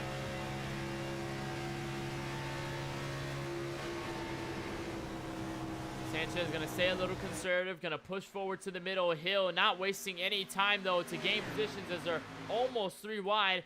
Near the back, that was Kyle Benson, now under fire from Bacchiao and Colin Forrester. There's Adam Alshire and Brendan Banks also trying to pierce themselves into the conversation. And for now, Bacchiao really gaining ground. He's going to try to catch up to Smith. There's CJ Munier, Nicholas Gowan on the road ahead. And for the driver on the fresh tires, it is all going to be a cakewalk. That's only if he can get around them 2 wide just in front. Going to pick up a lot of that dirty air. Going to be able to get around Munier, I believe, for the time being. Forster may put himself here 3 wide. Not going to do so just yet. They'll tuck back in as Peel gets turned on the back straightaway. He's around at the entrance of turn 3. And the caution flag waves for the 7th time tonight. We talked about Lawson Peel leading his first laps in the series. Well, now he's got significant damage to the front end of that Chevrolet Camaro as he got turned going into the 3rd corner. We'll see exactly who he got tagged by on the way there. But he went hard into the safer barrier. And it was a tough look there for that Menards bow tie. You see him on the outside. That's Tyler Murray. I believe he got loose. Or maybe just pushed up just a little bit. Actually, no. The 8 gets into him. Directly into the 12, and bam, into the inside safer barrier he goes. Luckily, no one else is involved in this incident, so we don't count more cars in the tally. But you see right there, Hill gets the position. Peel continues to fall back.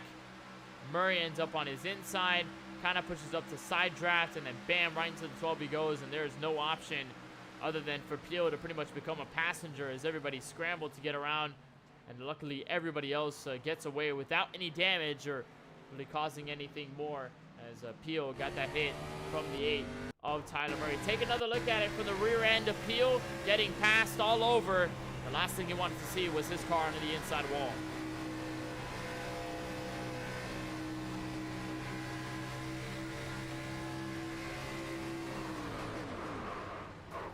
Absolutely nothing for him to do. You hear basically the car pretty much coming to a stop. As he locked up the brakes and made sure that he didn't get anybody else involved coming back up the racetrack. And he's going to hit pit road. He's going to burn a fast pair. Some other cars do hit pit road as well. Joe Sanchez being one of them. Kyle Benson to follow suit. AJ Green, Nicholas Gowan. And a lot of these guys who had stayed out on the recent yellow have now taken this opportunity to come down pit road and possibly make some adjustments, get some fresh tires, and put themselves on equal footing with these guys up at the front. And these guys have now taken position as the leaders in this field. Mentioned earlier in our race summary that we had about 4 lead changes. Well, we've already taken that up 2 notches as Lance Hill going to come to the front. We had a new race leader up at the front of the field as Joe Sanchez tried to take it away. And for now, Lance Hill for Stock Motorsports, the Pocono winner in the ARCA Series last campaign. He's going to be leading them as Tyler Murray, believe he's going to hit pit road. He, I believe, is going to get an end-of-line penalty for the cause of incident by the officials. So we will see Tyler Murray mired back in track position due to that end-of-line penalty.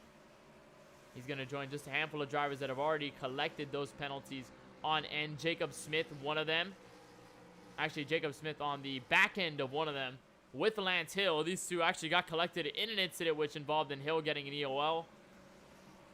And for the 26 of Smith, at least he's back in the fight with some minor damage on the rear end of his Ford Mustang, but not too much to really affect his performance whatsoever.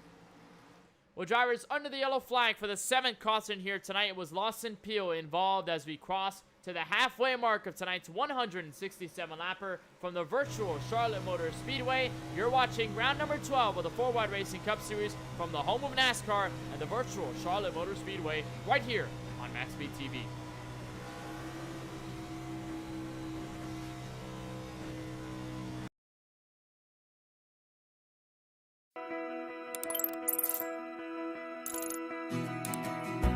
iRacing is a sim racing game that combines a true-to-life racing experience with an online community of virtual racers from all around the globe.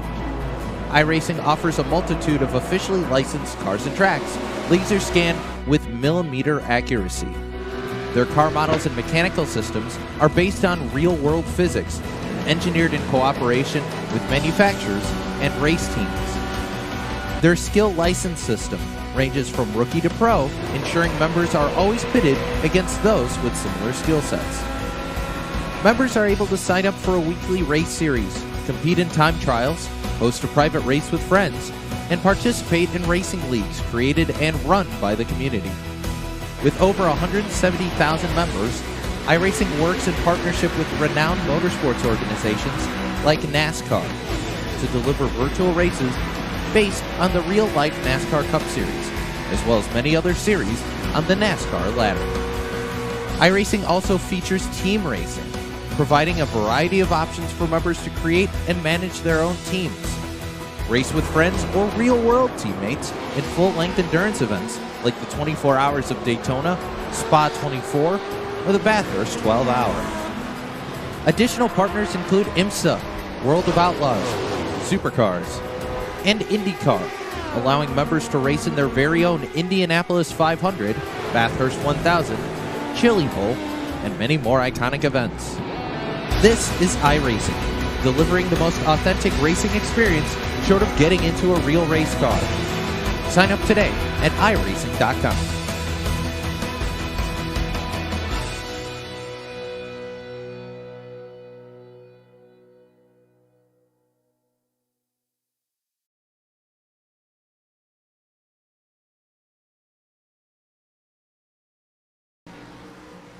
Welcome back to coverage of the 4-Wide Racing Cup Series from the virtual Charlotte Motor Speedway. It's Lance Hill, Jacob Smith, your first two back to the green flag after our 7th caution of the night involving the 12 of Lawson Peel. We're back under green in lap 83 of 167.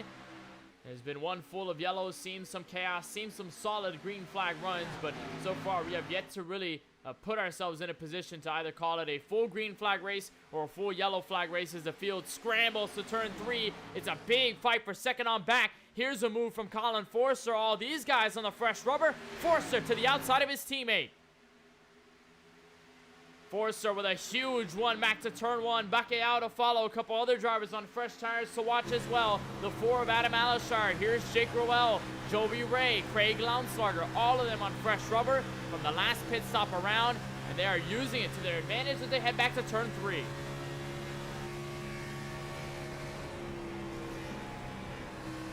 You can tell just how the draft really puts itself as a statement mark in early restarts and early laps as Forster really tries to defend against the 30 of Bakayao, has no choice but just kind of allow him into his draft. And that Red Bull machine eager to take back the race lead from where he was as we officially hit the halfway mark of tonight's 167 lapper. Here comes Alishar, almost into the outside wall. He goes almost into the 5 of Joey Ray as well as he got way loose up the hill. And they're trying to push themselves all the way to 3 and 4 ecstatically, but still no move just yet. Here's Rowell for P3.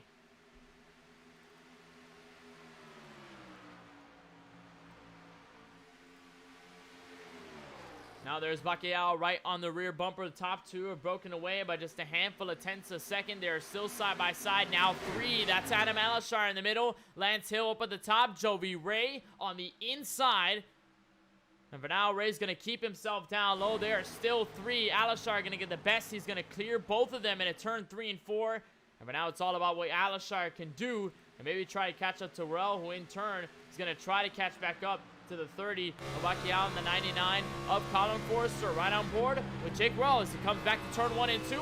Battle for the race lead on point. Bakayao to the inside of Forster. Gonna tuck back in, door shut by the 99. Not gonna let him in that time by via the draft. And it is a fantastic run for the lead. Forster into the apron. That's gonna bring Bakayao back into the slipstream.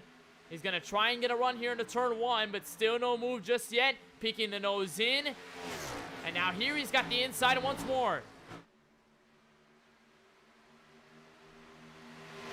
Cannot do anything, though, in the dirty air when you're on that inside. Trying to arc it, put as much throttle as you can, and the car just continues to push into that understeer direction. It's exactly what's happening with that number 30 Red Bull machine that's pulling in Jake Roel. Just a couple of tenths that last time by. It was the fastest lap for Roel out of the top 3.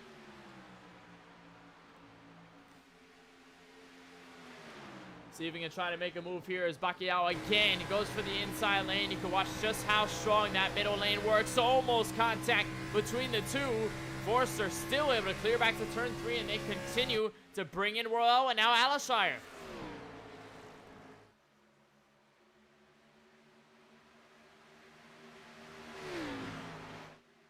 And it's so different so far when you look at just how the long runs fare versus how the drivers on the short runs react. You see just how much the aggressivity gets bumped up to 11 when everybody's packed in together, when you've got all the chance in the world on fresh tires and all the aero you can find. As Roel now peeks to the inside of the 30. He's going to try and make a move for P2. And the defending winner from last week, or from last night rather, now on the march for second, still in a tight battle with the Camry up top.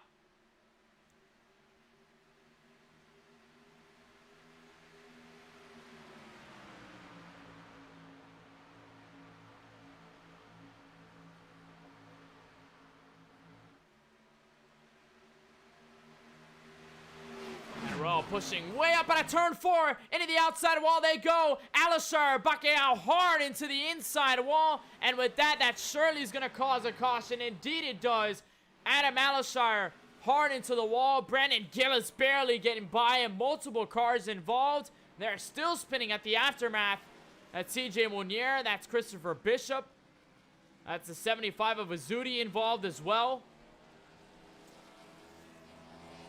And they were aggressive up at the front of the field. Roel tried to make the inside stick on the 30. And they both get in the wall. And they both go hard into it. Alashire with some of the worst damage out of this group. And he's immediately going to go to pit road. I believe he's got the fast pair in tow with him. So he does. And he can't really burn that off by the time we get there. We'll try to take a look at the replay. But you saw exactly where it happened out of turn 2. It was Bacalhau in the 30. The driver, the 19. And you see exactly how it happens just out of the front of the 4 machine. We'll get a better look at the 2 drivers up ahead. But it's Bacalhau right there. Roel on the inside. Roel just tried to push way up top. And after that, directly gets into the 30. And around they both go. You see right there, 19 just pushes way up, 30 goes way up the track, and then that stacks up everybody. Hard into the inside wall goes both Bacalhau and Alashire. And there's even a further mess that happens behind them. Jovi Ray, also a driver that we can call with some damage on his race car, and they wrecked behind them. That was the 42 of Bishop. 9 of Brandon Gillis, barely getting by this. Right on board here with Gillis as he watches the action unfold out of turn 2, and everybody gets collected trying to get away from it.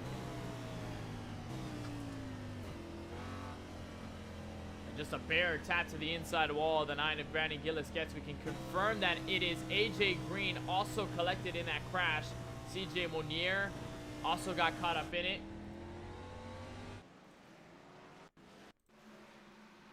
We'll look at the driver, that 25. He was involved in, I believe, the attempt to slow down here for the incident. We'll look up ahead. That's AJ Green, and slowing down. Actually, Smith does not slow down. A couple of drivers have issues slowing up here for the incident.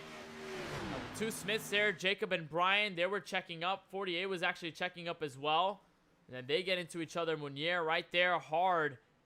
And Curtis Kelly involved. Tyler Werner barely escaping that one. Christopher Bishop with some damage also to include. And it was a big mess. I think arguably the biggest wreck that we've seen here tonight at Charlotte, with these drivers getting involved. And Jake Roel is still going to have his position, but not sure whether he's going to get an end-of-line penalty for all of this.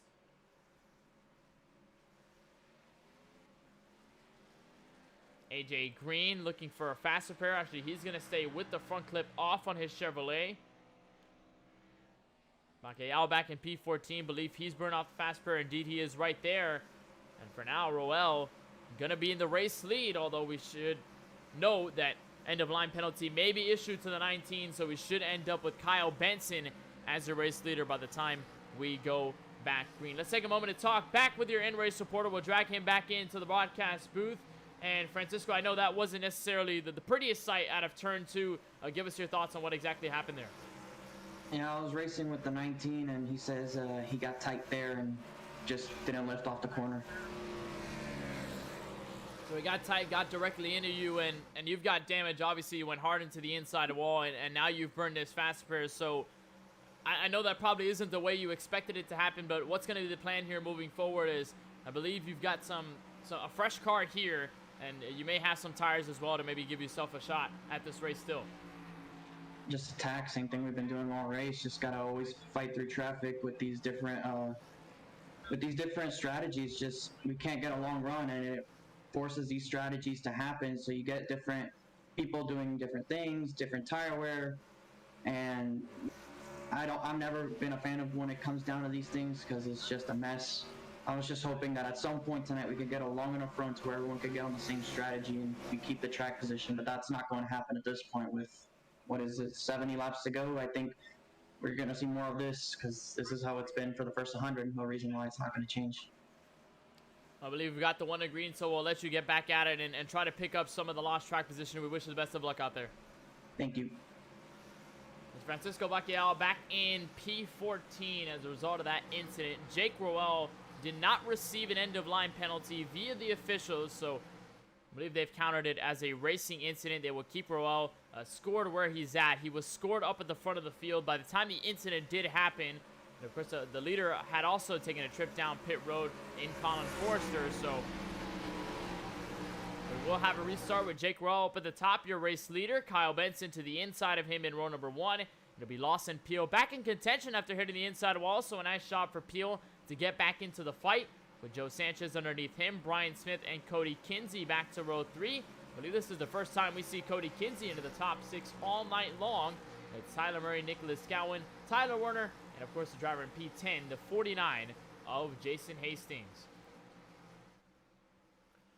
So the Coors Light car, the Teamer Designs car, going to lead us back to green. Remember, Benson on the back foot here after being involved in an incident earlier on tonight. Got that fast spare, got a clean Chevrolet Camaro, and he's going to be looking to beat Roel to the line. And remember, the driver that finished on the podium here at Charlotte last night is going to be looking for a win instead of a top 3 finish. Green flag gets displayed back at lap number 96 with about 70 laps to go as the field comes back to turn 1.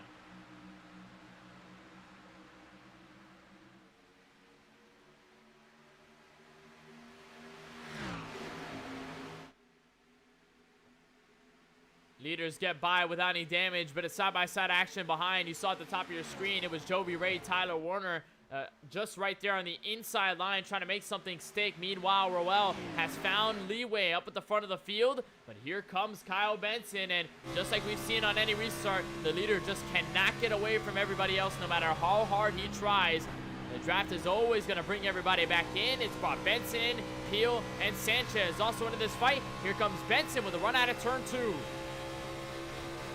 To the inside, here goes Benson for the race lead, this time by Lawson Peel to help all the way in the inside line as well. There's Joe Sanchez. Roel's going to be able to hold on for P2 for the moment, but it's going to be Benson, new leader at the front of the field.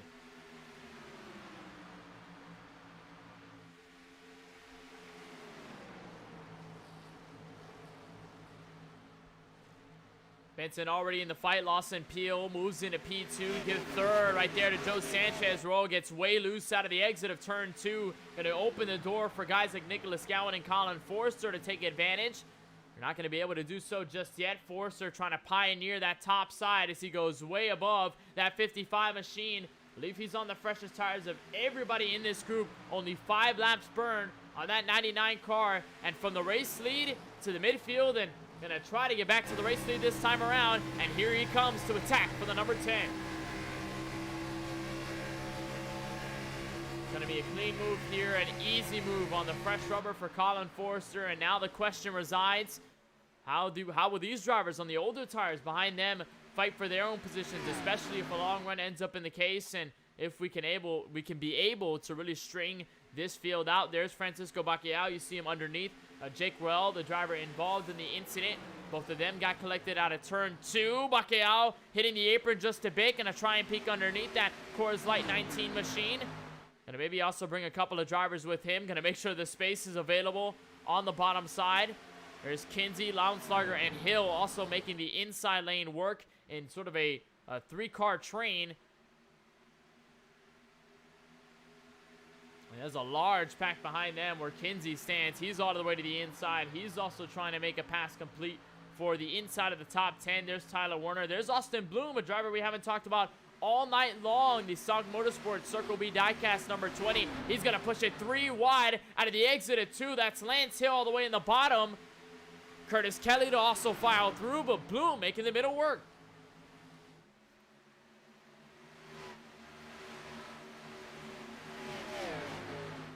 So Boom makes that pass complete.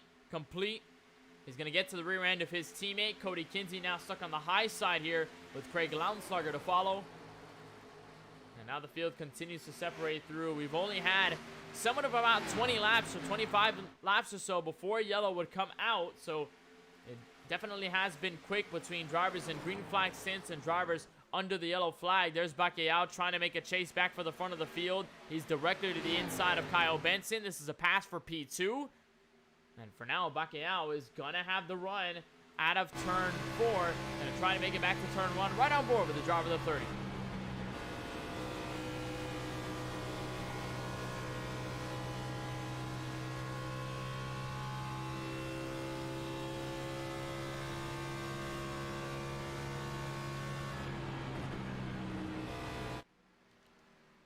So back in the second, 30 will go. So it's back to 99 and 30 in the pylon. 1-2, Lawson Peel currently in a fight for third. That's Joe Sanchez in the back end of that conversation right there in that Ford Mustang. He's also trying to make the outlier strategy work.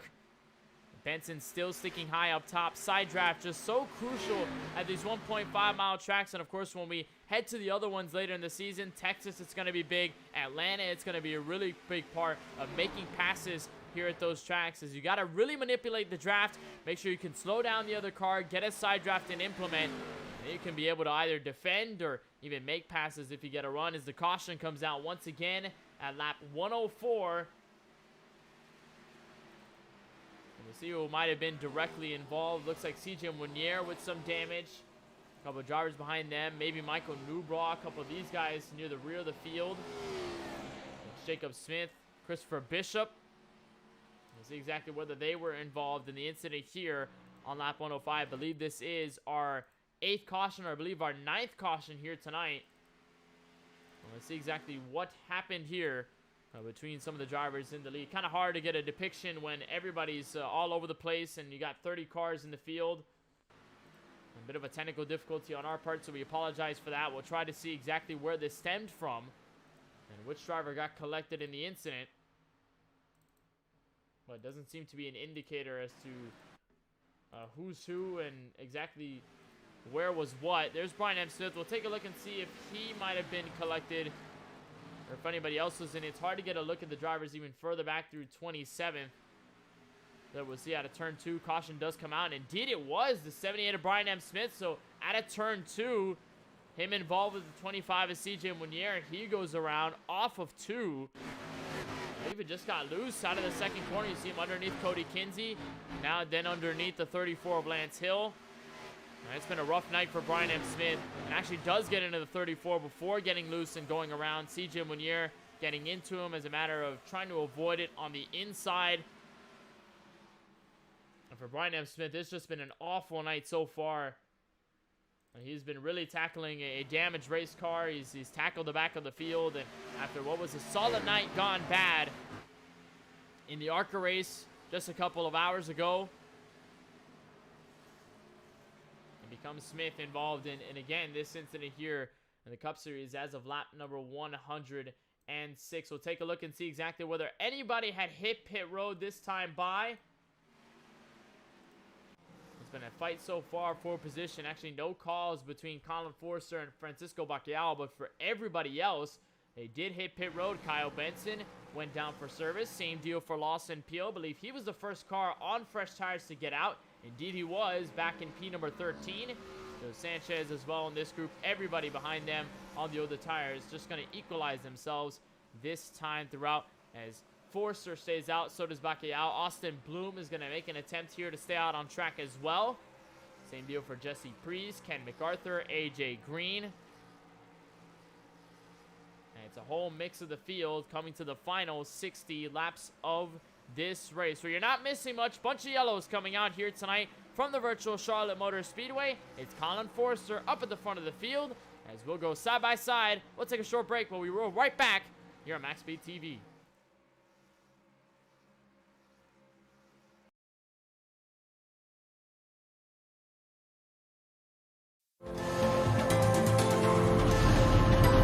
We've been waiting for this moment. Generations of innovation all coming together in one place. A pedigree of more than 70 years of NASCAR Cup Series history. From the past to the present. From Petty to Earnhardt to Elliott. Today, there's no more waiting. The future of NASCAR is now. Drive the next-gen cars today on iRacing and step into the next generation of racing.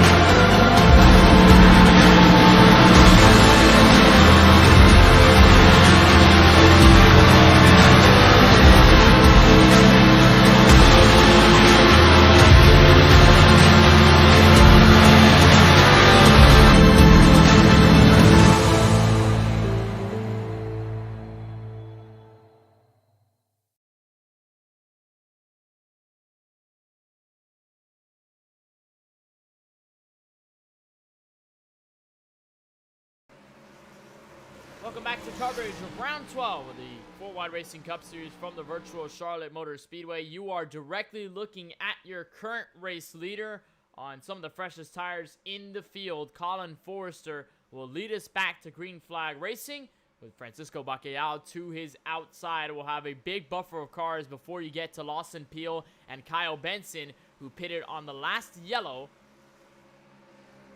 They will be the drivers that will look to try and cram through the field, be able to get themselves back in contention, much like they were before the yellow was flown. Second row will consist of Austin Bloom and Jesse Prees behind them, and it's Ken MacArthur and AJ Green with their front clip completely torn off that 48 Chevrolet Camaro. Then it's Nicholas Rizzuti, Brandon Gillis just behind them in row 4. Brandon Banks, Tony Kibbett to your current top 5. Pace car rolls off down to the safety of pit road. It's Forster, Bacalhau, your first row back to the green flag.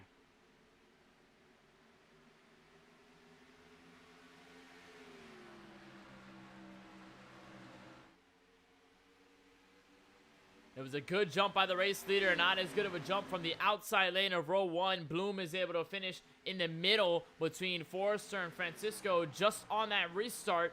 And for now, Bloom playing massive defense on this case. Believe Bacalhau is going straight back to the inside, and he's actually back down to the apron. Not sure whether he got loose. His car got unsettled. Now here comes Jesse Prees, but caution comes out immediately after. A couple cars involved here as well. And again, we bring the field under pacing, much like it's been for a good chunk of tonight's race. So we'll take a look and see exactly who might have been the victim here on this one on the replay. Kind of hard to get the gauge here on the cars involved. It's actually Christopher Bishop with heavy front end damage, so not sure whether he was directly involved into this one or whether he may have had some help on the way there. See if we can get a look. It's a bit harder to get a look from the drivers behind at this point, but I think we may have seen potentially this car is actually right ahead of him. It was a big crash right there. Adam Alishire involved. Brandon Gillis got collected in this as well. And that was a big stack up behind them. Just in front, Tony Kivitt, we saw him just inside of the top 10 before this crash. Scott Baker also gets involved in it as well.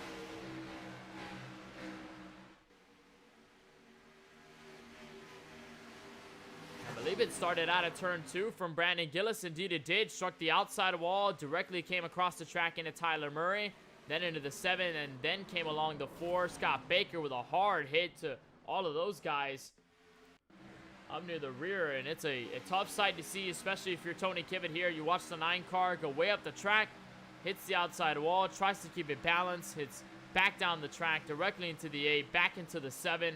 See a nice job by Tyler Werner, Loudon Slugger. There's Jacob Smith. A couple drivers doing a good job to get away from the mess. But overall, just a bunch of drivers involved, and I think our second largest crash of this race happens on lap 109. But it's supposed to be a 167 lap race, just a handful of laps over what the ARCA race was last night. It was 134. We extended it by just a bit this time around. And so far, we're seeing a lot of the same yellows coming out. We still have yet to see a long green flag run come across the field, and we've yet to see any green flag strategies happen, just because when they're on the cusp of a long green flag run, happens to turn out that a yellow comes out, some drivers get involved, and we have to rack them all up, consider pit strategy under yellow flag, and then of course try to re-rack the field as we get back started, maybe get back to a potential restart. It has been a good placement though. If you're this driver right here, the 99 of Colin Forster has led a significant amount of laps in tonight's race, a full 21, now 22 and counting here from Charlotte. So Forster has done a nice job of putting himself tire-wise near the front of the field and having some of the freshest ones to keep him up there and at least be mostly equalized with some of the drivers that currently are on the freshest rubber, with Lawson Peel, Kyle Benson, and a lot of the guys in the field also in the mid-pack. So Forster looking for race win number 4 on the season. So up the first 3, got the win at Auto Club during green flag or green-white checkered circumstances. Then it came down to another green-white checkered over at Phoenix, did the same thing, and then did it for a 3rd straight time over at the Brickyard, the Indianapolis Motor Speedway. And Forster was able to get a 4th race win in the campaign, or a 3rd race win in the campaign, looking for a 4th here tonight. That would mean a lot, especially given the fact that he's tied with Brian M. Smith for current most race wins in the season. So if Forster can do that, then it'll definitely resurge his momentum going into the last handful of races of the regular season. And of course, continue to bring on the uphill climb that'll arise when we get to Darlington Raceway on December 1st for round 17. And of course, the start of the 4 Wide Racing Cup Series playoffs, where we'll try to decide the 5 drivers that have reached the championship stage. Pace car lights will come off this time by. We'll get the 1 to green signal as Colin Forster and Austin Bloom, the 2 Stock Motorsports teammates, will line up in row number 1. Francisco Bacalhau and AJ Green to be behind them in row 2. It's Brandon Banks and Nicholas Vizzuti back in row 3. Eric Schaefer and Lawson Peel behind them in row 4. It's the first time we see Schaefer in this race for a long time, so good to see him up in this field with a chance to get himself into the top 5 tonight. Nicholas Vizzuti, Brandon Banks, all those guys behind them. Joe Sanchez, Kyle Benson, Nicholas Cowan, Cody Kinsey, the drivers all the way back to the top 12. Of course, Lawson Peel, Kyle Benson among the drivers on fresh rubber, so we're going to keep an eye on them, monitor them as they move forward, and we'll see if they're able to really cluster themselves up at the front of this field. It's been a tall task for drivers on fresh rubber to really put themselves up front. Seen only a handful of cases where it has worked, but in most cases, a lot of these guys just tiptoe through the field, and it's really tough when drivers going 2-3 wide up in front of you to use that grip to your advantage. And in a lot of cases, we've seen the rubber sort of equalize out between that and the mix of the yellow flags that we've seen flown quite frequently here tonight from Concord, North Carolina. And nonetheless, we'll be getting the green flag at lap number 109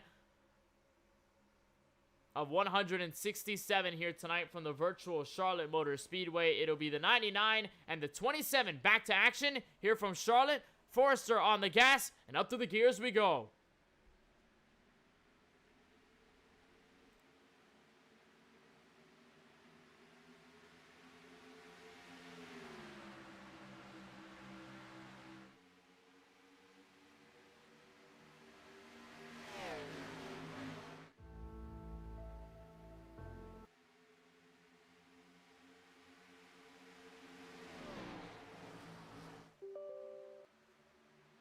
So far, the mixed stands, Colin Forster up at the front. It's a fight for P2 behind them. That's Austin Bloom and Francisco Bacallao. We saw Bacallao fall a little bit on the back foot on one of the last restarts to that 27. But he has found his way back to the inside, trying to make this move. You're right on board, still side by side. They're going to check up way out of turn 2.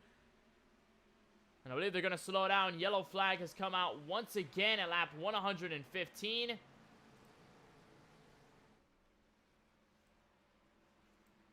We'll try to take a look at who may have been involved. Might have been this 49 car right here. Jason Hastings with significant damage to his Chevrolet Camaro, the Bojangles machine. All up in trouble here tonight.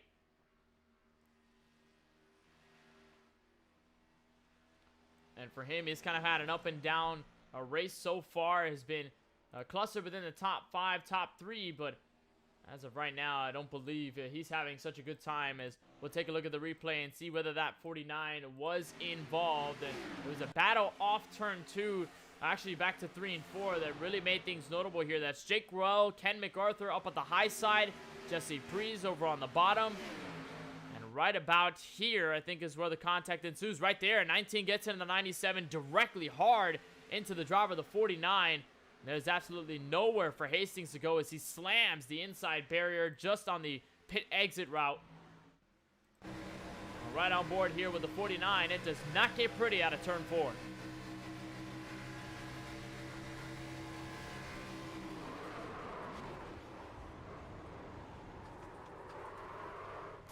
You're right there. Absolutely nothing for Jason Hastings to do in that machine as he goes hard into the wall, and I believe he went straight for the garage.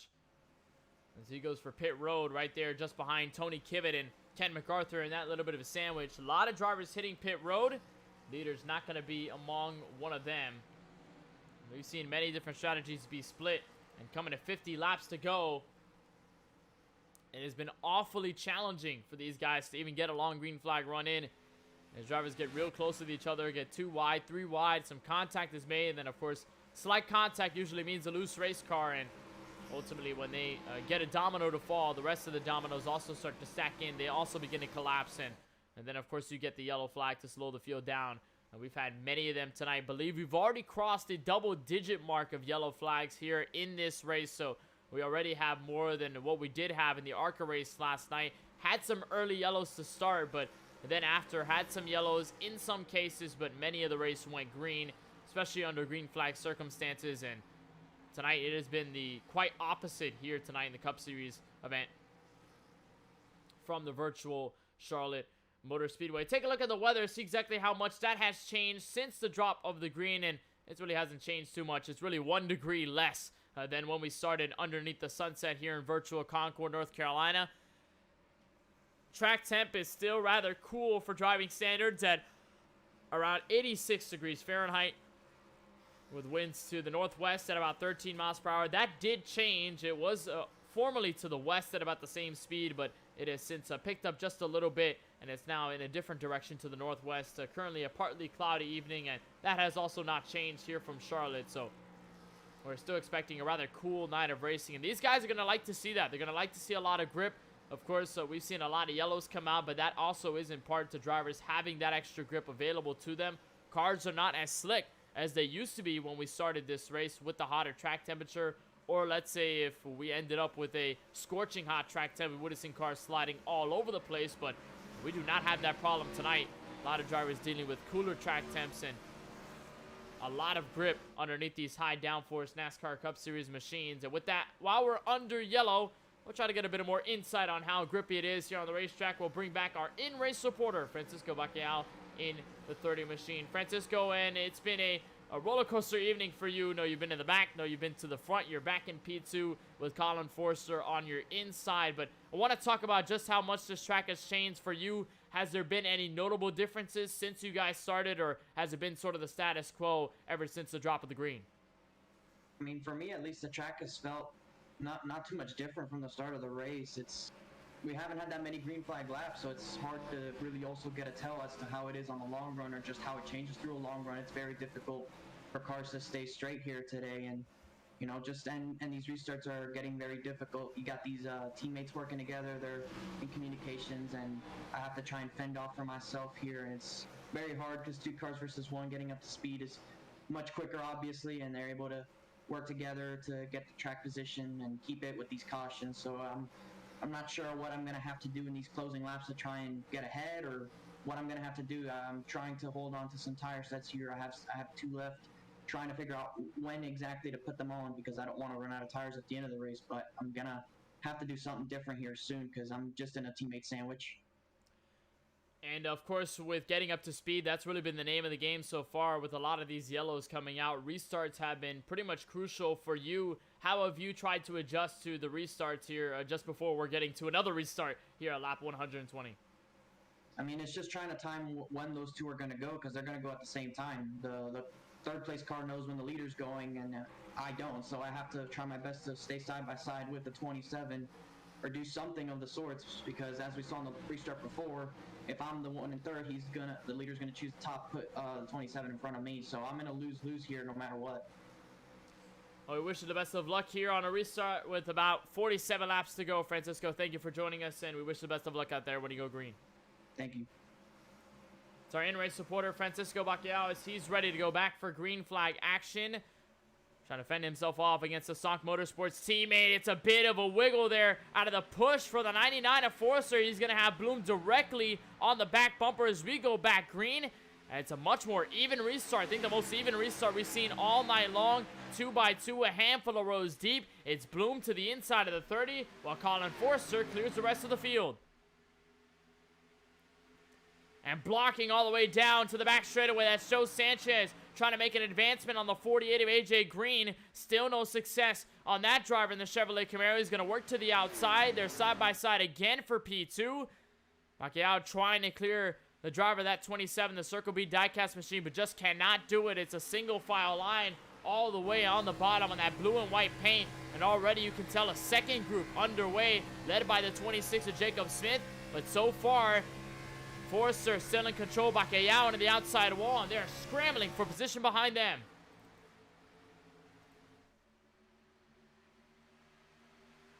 It just continues to be an absolute melee on these restarts. Drivers using the draft, drivers trying to work with each other, and drivers all over the place to make blocks, to make defensive maneuvers, to make offensive maneuvers. There's been a lot to handle here from the Charlotte Motor Speedway. Here comes Brian Smith. First time we see him all night long after being involved in multiple incidents tonight. And now he's creeping into the top 5 for the first time in this race.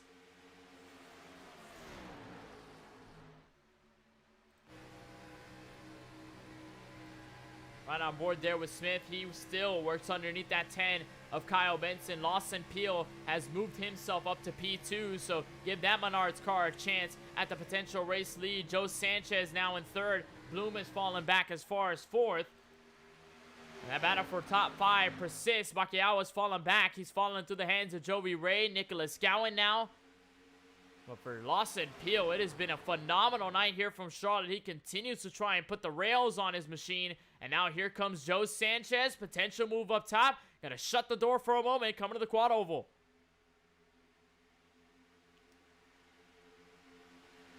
As we approach 43 laps remaining in this race, it'll still be a while before these guys get to the actual finale. They're 3 wide. Bloom all the way stuck in the middle. What a move by Benson and Smith to get around the slower Circle B diecast car. And all of a sudden, Smith moves up into the top 4 with Benson to his outside. Here comes Sanchez for the race lead. Sanchez on fresher tires. Forcer trying to play defense. Here comes Lawson Peel up to attack on the high side. Smith and Benson still trying to work together as Benson sends it to turn 1. And this gives Sanchez an opportunity to just walk away from the field. On board with the 99 of Forcer. Now side by side with Benson. Smith going to try to tag along. There he is on the top side.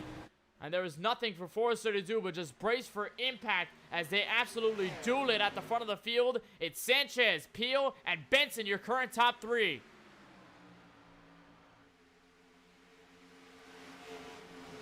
You could also see a second pack developing. That's Tyler Murray. We saw Jacob Smith leading that group, and now it's become the battle between the Chevrolets, Murray and Preece. Now side by side for what is going to be the edge of the top 10. Remember, these guys still need to catch up to the front. They won't be able to get the draft on the long run, especially if they're really able to break in by about a second or so. They're almost a full second behind Francisco. As Francisco falls back to P9, the separation continues to push through here on this restart.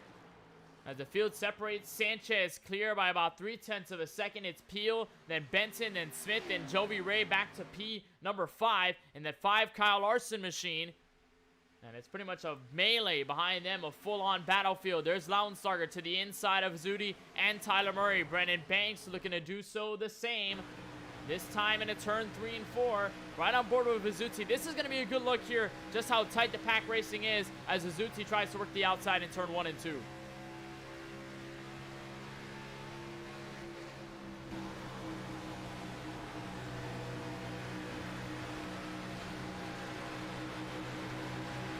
See how much of a run he gets as the 13 gets understeery out of the second corner, trying to push it all the way up on that 24 degrees of banking. They continue to move door to door for position on their back. That's Brandon Banks underneath Tyler Warner. Jake Ruel in a fight of his own with Eric Schaefer up at the top of the field. But no battles now from 5th on back. Everybody single file. Kyle Benson has fallen back to 5th. They give those positions back to Brian Smith and Jovi Ray. And Brian Smith, what a rebound this could be if he's able to complete it in the final 37 laps. A driver who has already completed 3 race wins on the season, the most recent coming at the Charlotte Roval. He could be able to complete a sweep at the Charlotte Speedways, but a caution will come out. It'll halt his progress for a moment as Jake Roel had big trouble, I believe, coming into turn 3 and 4, or maybe out of 1 and 2. And his car directly into the pit lane. I think he got a complete tow. It was a big mess out of turn 2, and it started up at the front. I believe Brandon Banks and a couple others might have been involved. Take a look here with Jake Roel. Oh, and right there, Tyler Warner just got loose on his own accord. And then Roel gets hit by Jacob Smith, who in turn collects a couple more drivers. Adam Alashire, one of them. Roel does a nice job to keep himself off of the 33, but there's Jason Hastings hard into the inside wall. Scott Baker involved in it. And Jake Roel, his night has definitely gone sour here from Charlotte. You take a look at it. Tyler Warner is going to get loose right up here. Actually, was contact between the 88 and the 33. It was a nice job here to keep it out, but Jacob Smith was carrying all that momentum down low. The wind turn gets into him, and of course, Alashire, Jason Hastings, Scott Baker, all of them go hard into the wall with significant damage. And Roel immediately tows it to pit road, where his car has officially come to rest. Drivers on pit road right now as we speak. There's Joe Sanchez down the pit lane. Kyle Benson also to take service as well. Francisco, the race leaders, Colin Forster. There's Jovi Ray and Brian Smith out of pit road. Are they able to get out first? There's Lawson Peel. There's Sanchez. It's almost 3 wide for position in P2. It's Peel, though, that gets the advantage, though. Out for second, it's Smith that ends up in third. Jovi Ray moves to P4. Kyle Benson still stuck in P5 after that move. But the good thing is, everybody's going to be on equal footing by the time we go back green, with just over 35 laps left to go in this race. Only a couple drivers did stay out. Nicholas Vizuti, Craig Launslarger, Brandon Banks, and Eric Schaefer, your top 4. And the only drivers to stay out, they've got about 15 lap old tires, so they will be looking on the defense here against the drivers on new rubber, and we'll see if they end up doing a second guess here or whether they end up sticking with this decision to potentially hold on to a tire set later on tonight. And by this point of the race, you should expect a lot of drivers to look for saving a set. Let's say if we go green, white, checkered racing, we end up going for the final laps, where tires may be the most crucial part of the event and how to get a race win. These guys may end up on the way to saving a tire set, potentially using it for later when they absolutely need it, and in a call that could potentially win them the race or even get them a good finish, depending on how well they've been doing so far over the past 132 that they've cut down. And in the conversation for the playoffs are these drivers right here, your top 4. They have been in contention for the 4 Wide Racing Cup Series playoffs. They have been kind of bouncing up and down between the point standings, but it still has been rather consistent for these guys. And some of them sitting just above the cut line, some of them just sitting below the cut line. Vizzuti, one of them below, 85 points below. If he can get a win tonight, that can merely lock him in to the playoffs. And if he can complete the next race after tonight here at Charlotte at the Kansas Oval, then he'll basically be eligible for the playoffs. And if he can get a win, then he can lock himself in. He won't have to worry about points racing all the way going to the Daytona Oval. Craig Lownslager just behind him. He's a driver on the cut line, tied with Ken MacArthur for the point standings. And Lownslager's done a nice job to pick things up and keep his car mostly clean after starting in 12th tonight.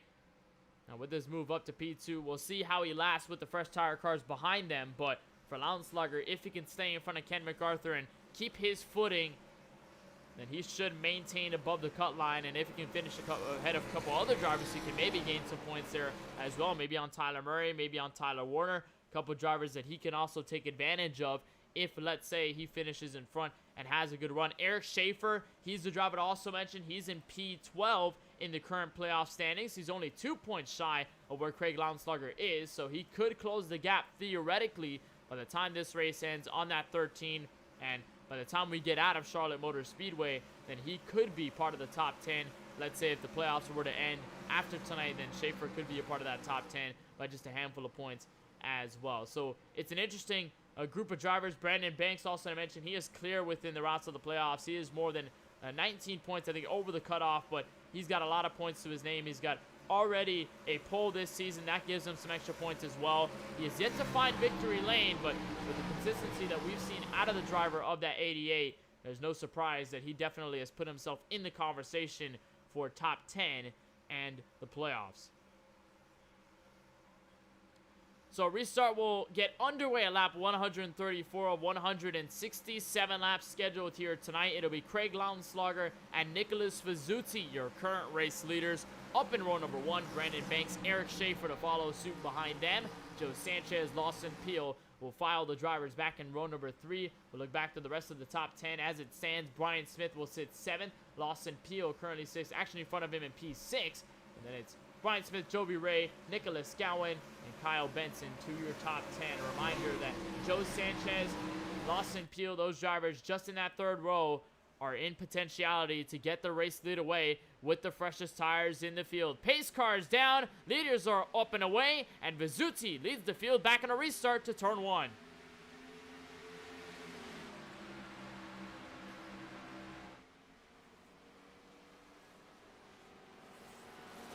And already caution comes out immediately, and it involved the 13. Multiple cars in it. Forrester involved, Francisco involved. It's a big mess out of the 2nd corner. And we talked about Lownslager, the potentiality of him getting some well-needed points tonight. And a bunch of other drivers. Also in the point standings, they get damage involved as well. Lownslager, a victim in this as well in that Far Cry 6 machine. And we go yellow as soon as we go green out of the first 2 corners. We'll take a look at exactly what happened. And it was a stack up here. Eric Schaefer, I believe, involved in this that set things off. Him in the 13. See Joe Sanchez pushing Brandon Banks. Not sure whether he got tagged by the 88. Indeed he did, so Schaefer was not involved in this at all. It was Banks that got into him, then collects the 78, and it's a big stack 'em up here in the banking. Right there, contact ensues. 13 goes around. 78 tries to slow into it. Joby Ray, Colin Forrester, Bacalhau in it on the bottom, which then tags in. Jesse Pre's hard hit there for both of those drivers. And a reminder that many of them took fast repairs, so this race could be over for a lot of these guys. And you take a look behind, right on board with the 30 machine. He gets a nice view of this, but unfortunately gets caught up in the mayhem.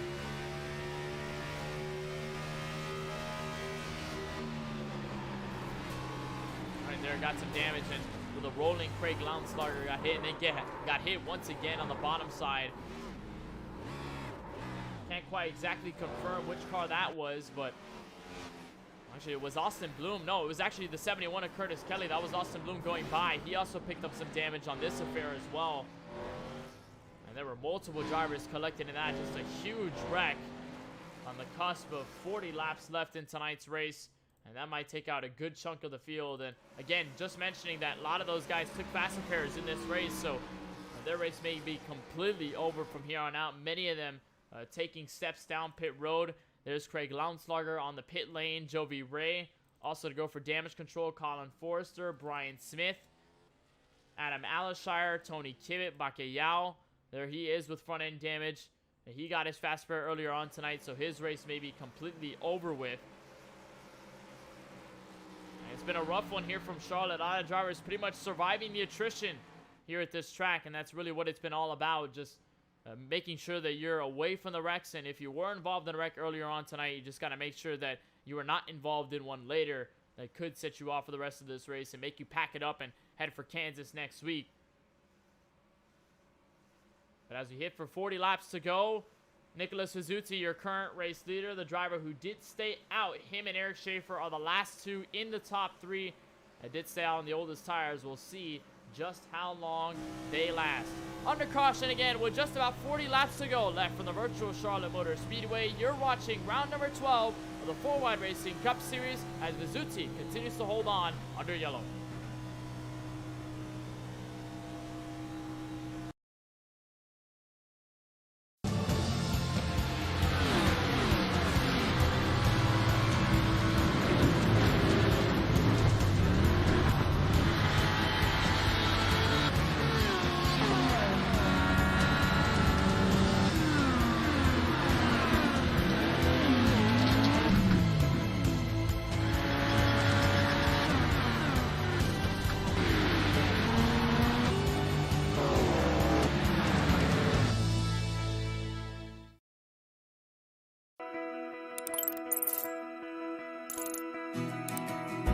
iRacing is a sim racing game that combines a true-to-life racing experience with an online community of virtual racers from all around the globe.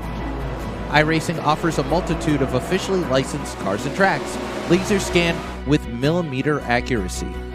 Their car models and mechanical systems are based on real-world physics, engineered in cooperation with manufacturers and race teams. Their skill license system ranges from rookie to pro, ensuring members are always pitted against those with similar skill sets. Members are able to sign up for a weekly race series, compete in time trials, host a private race with friends, and participate in racing leagues created and run by the community.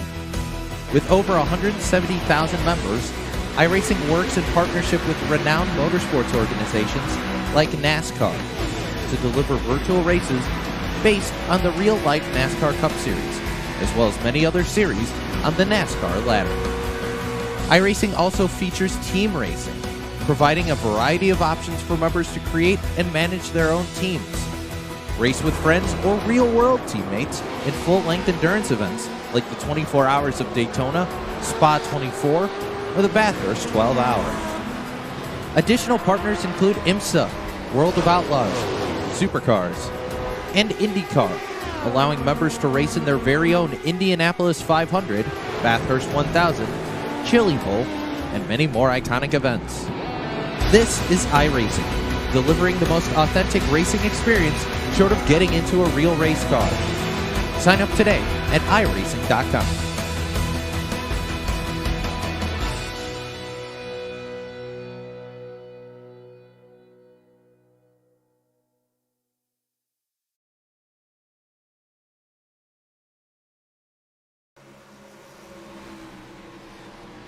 Back live for the 4-Wide Racing Cup Series from the virtual Charlotte Motor Speedway. It's Nicholas Suzuki and Eric Schaefer, the first two on the oldest tires of the field, to bring us back up the gears and back to green flag racing, a lap 139 of 167, still around 30 laps away from crowning a winner here from the Charlotte Motor Speedway. Field scrambles in a 1 and 2 once more. It's a big pack and about, I'd say, 7 cars before you get to another pack led by Austin Bloom.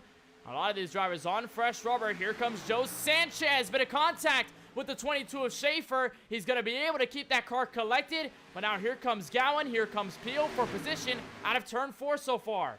Kenneth, there was actually a wreck there on the restart in the trial that we both missed. There's several cars stranded all over the racetrack.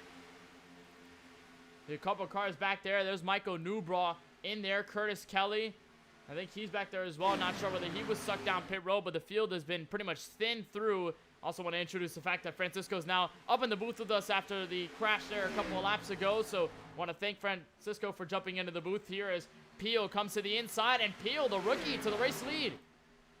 Pio with a strong move to take over the race lead, and here comes Gowan now trying to see if he can take over the second position with help from Joe Sanchez trying to fork his way back to the front. He peeks to the inside of Gowan. Gowan sideways. They're getting very aggressive for the second position.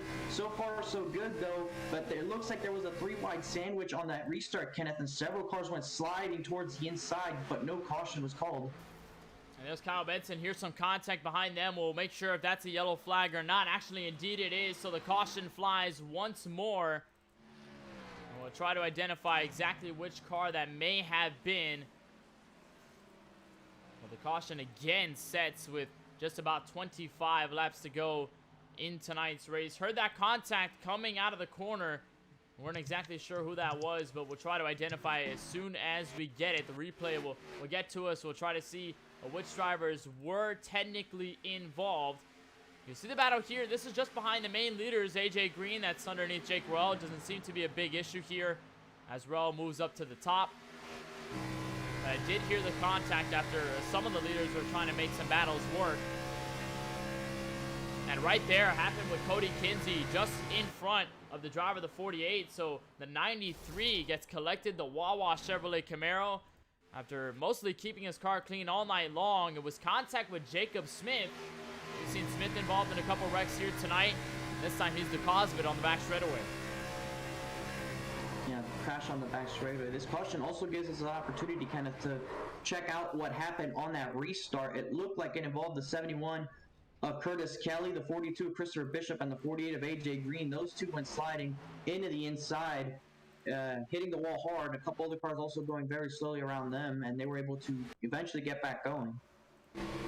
Right here with AJ Green, may have been a stack up here on the front straightaway as he's behind Bishop, makes the contact, he gets a stack as well. And then right about here, may have been some contact coming into this quad oval section. Actually, there was right there, the 71 of Curtis Kelly. So indeed, I was correct. Curtis Kelly was involved in this incident. That's why we saw him down on pit road.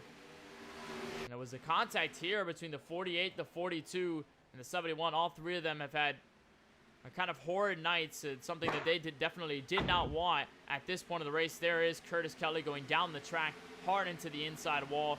Bishop to follow, and Green really the only clean one out of that, although can't really call that clean when he also had some contact with the 42 to give. He's had a very damaged race car here tonight.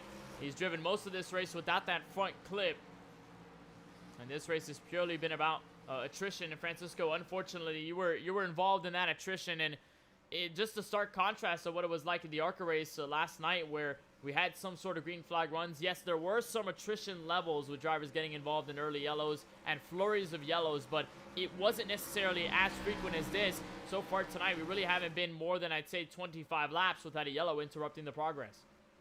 Yeah, unfortunately, as a driver, that can be very agitating to the entire field, really. I was hearing it on most of the race comms throughout the race. It was a lot of drivers just feeling annoyed that there were so many cautions, and at the same time just trying to see if they can get a green flag run in, only for it to get interrupted in the end. It's not easy sledding out there. These guys are trying their hardest, and they're also trying to race for every position, trying to see if they can give themselves a shot at their goal, or even surpass whatever goal they may have set going into the race. So everybody's trying for something, and you can't really fault them for that entirely. It's very unfortunate when things come together as such and end up putting the race under caution as we are under right now. And you mentioned it just yesterday, the ARCA race, a completely different race. We've had, I'm not exactly sure how many so far tonight here, Kenneth, if you can give me that number, but last night we definitely did not reach double digits, but I believe we have cracked that number here today.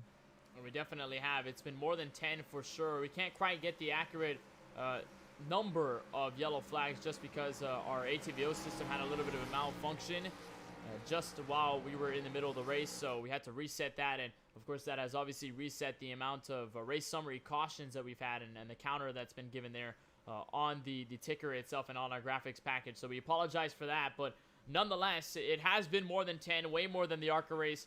I can recall that we had already 6 to open the first, I'd say 35 of that ARCA race last night. It's been a completely different story here tonight in the Cup event. We've had a lot more yellows, and over more frequent times we've had those come out with drivers getting into incidents and such, and a lot of them obviously suffering some damage. And that could potentially hurt the playoff runs for a lot of guys. They were looking for some points. Craig Lauenslager, one of them. He was involved in a recent crash. He's got some damage. He's going to keep on going, but just the fact that he could have gained some serious points if he was still out there, and if he was unfortunately not caught up in an incident, or if he was not caught up in the incident, then would have been a better story for him. We're going to go green here with just about 20 laps to go here from Charlotte Motor Speedway. It's Lawson Peel, the rookie, out in front. Nicholas Gowan on his inside. Two of these guys yet to find victory lane in this 2021 campaign. Neither has Joe Sanchez, and neither has Kyle Benson in the Cup Series ranks. Both of them ARCA winners on their own respects, but they have yet to find that victory lane. The checkered flag here in the Cup side of things. Tyler Murray, Austin Bloom, your third row, followed by Jacob Smith and the 48 of AJ Green. So we'll go green here. Just about 20 laps to go. Telemetry tells us we will go about 12 minutes if we stay green all the way to the end. But with what we've seen tonight, with the attrition that we've seen here tonight as well, maybe somewhat of a different route that we take, we could potentially end up in green-white checkered circumstances. Maybe we end up in a strategy. Who knows? All the way to the very end. Pace car to make the trip down to pit road once more with the lights out. It's the two bow ties up at the front of the field. Peel and Gowan, your first two, back to the green flag. And you can see there up at the top of the screen, there were some 3 wide a little bit further back as they were stacking up. And you see cars all over the track trying to gain some advantage, some cars without a front end. It's going to be very interesting going through 1 and 2 as we see Gowan and Sanchez side by side for the second spot. Peel with a solid enough lead through 1 and 2. Now here comes the 10 of Kyle Benson. He's going to try and get to the rear bumper, as I believe there was a car around on the back straightaway. It looked like somebody was around anyway. But Gowan, with a strong move, he's able to clear for second. Gowan able to move through. Joe Sanchez aggressive on the opening runs, but he has yet to find any of the profitability here on these opening runs. He's found some speed, but it just has yet to find the placement in his race car to take these positions away from the two Chevrolet Camaros. Meanwhile, we do stay green. It's a battle between the first top 6 drivers, and then you have to look back even further in a large group. It's a big block set. Door absolutely shut by Sanchez. It was Benson trying to make that move into turn 3. And he was able to stay near that paint to be able to stay on the inside line and not wash up and allow Benson to have a second opportunity to make that move. And this is when you have to make those blocks. The guys are going to get even more aggressive as we see a move for the lead potentially. 31 tries to go to the inside, unable to make that work, and I was able to try a move like that, Kenneth. It is very difficult to make the car stick on the bottom, and what it does is it invites the 55 Sanchez to go down his inside in 3. Sanchez now to the move on the inside, just not enough of a room as the 31 gives him the pinch. Bit of an apron touch out of that Ford Mustang, cannot carry the speed out of 4. Here comes Kyle Benson to fair on the outside. The big fast racing machine gonna help the Chevrolet up top. Meanwhile, this has only allowed Lawson Peel to attempt and pull away with less than 20 laps to go. Sanchez to complete this move out of turn 2. They're on fresh enough tires to where he can't really pull away too much because the draft just keeps them all together, and times they clear each other, which gives second place enough of a pull to not really lose touch with the leader. You see Peel actually hit the apron there for just a brief second. That may give Sanchez a bit of a momentum going into turn 1. If he chooses to go to the inside, we'll have to see. For right now, he'll stick behind him, but he doesn't want to run right behind him because the dirty air has been very bad here. You see him trying to run that paint. If he can keep the tires on the paint while right behind him, it should do him a little bit better, but soon enough, he's going to have to try and find a different line. Riding on board with the number 8 machine, league owner Tyler Murray. He slipped into the top 10. There's Eric Schaefer to fight on the outside. Get real close between those two, especially in 3 and 4. They almost make contact coming back to the front straightaway in the quad oval, but they just continue to work side by side, make the side draft work, and in turn they are losing time to the drivers first through 4th on the board. Remember, I mentioned earlier, Kyle Benson looking for some redemption up ahead at the front of the field after a crash over at the Charlotte Roval, and as being the defending winner, he's looking for a lot more success here after being involved in an early wreck tonight. But meanwhile, it's a fight up at the front. Sanchez puts a nose in under Peel, and they are door to door for the lead. But Gowan's going to go with Peel, and that's going to give the momentum to the top. Joe Sanchez is going to lose second place here to Gowan. Gowan takes over to second place position. He's still on the outside. is going to clear Joe Sanchez. Joe Sanchez getting tight on that bottom. He's now going to have Benson to his outside. Benson has been fast all night. You see there's a 71 of Kelly exiting pit road right next to your leaders as Schaefer almost making contact with Joe Sanchez. Things are going to get very tight here as Kelly does have newer tires, even with that damage, just exiting at the wrong time. He does give way to everybody though, and Gowan with some momentum looks to go to the outside of Peel. Gowan with the space up top. Can he make it stick though? We've seen the bottom not really prevalent in terms of making passes move. He's there. And here comes Gowan up there to the outside, up the hill in the 24 degrees of banking. He's got help from the 10 of Kyle Benson. Gowan with a nose out front to turn 3, and he's able to clear. And that's how you make the move, Kenneth. You have to get to the outside quarter panel. Peel trying to keep a nose in there. Benson not right up on him, but the side draft from Benson is enough to keep him there. As look at Schaefer sideways through the grass as they're 3 wide almost with Vizuzzi and Tyler Warner. They're aggressively racing up front for position here in the closing laps of this race. But what a move there by Gowan. That's exactly what you have to do. Get to the right rear quarter panel and just pull them back in the corner. And you can see Peel is just losing spots now. And you got to think just how advantageous that outside line is and whether the inside line really has any merit. Everybody wants to stick down there when they're single file, but as soon as you make a pass, you really don't want to be on that blue and white paint as Peel continues to suffer the consequences because here comes Tyler Warner, here comes Nicholas Vizuzzi, and a potential Eric Schaefer if he tucks in line as well. That inside lane has just not been the way to go. If you really want to make passes here from Charlotte, everybody wants to stick high. Top 4 are currently single file. Well, if you remember, Kenneth, also, Peel was one of the few cars that stayed out on the caution where we had the big wreck in turn 2, so he does have relatively old tires, so it's not entirely a surprise to see him falling back at this point. He's just trying to salvage something here as this race continues to go green flag at the moment. But you see right there, Gowan trying to hold off Kyle Benson. We saw Kyle Benson get the win at 5 flags in the ARCA series earlier a couple weeks ago, Kenneth, and he was able to come away with second yesterday in the ARCA race, and he really wanted this win. You see almost contact between Warner and Peel, but we know that the driver of the 10 has gotten some of his momentum back. He's trying to be aggressive. He's trying to get that win in the Cup schedule, but now he's side by side with Joe Sanchez. Sanchez now working to the outside of Kyle Benson, so they will try and fight for second. Just depends on how long they stay that way, because if they continue to be that way, Gowan gives the right of way to just absolutely pull away. We haven't seen many gaps be grown here, especially given the fact that we've had yellows to break everybody up. But the highest we've seen, probably about 4 to 5 tenths at best. And then, of course, so side by side at its worst as Benson continues to suffer down low. Peel going to return the favor up top, make this pass complete. And now look who stepped in a second. Sanchez back in it. And now Tyler Warner also making an outside. He's got the freshest tires out of the group in well. Tyler Warner trying to make use of those tires, and Peel making a little bit of a comeback right now, able to get to that outside line. You can see just able to really pin the car to the bottom, and that's what we saw most of the guys try to do here tonight. Is we actually have a lap car get in the way there of your leaders off the corner. It was Jake Roel. They caught him at an awkward spot, and that just really shambled up the field. And you see Warner sideways, the big wreck in 3.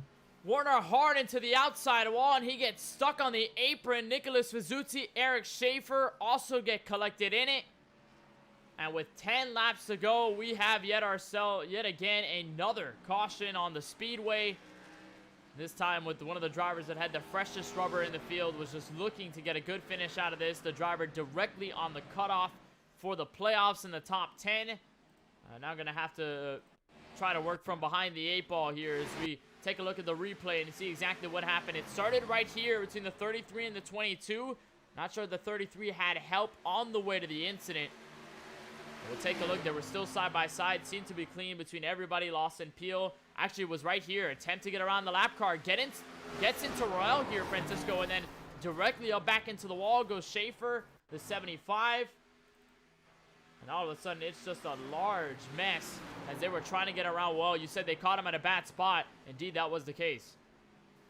Yeah, that was not exactly what everybody up in that front pack wanted to see.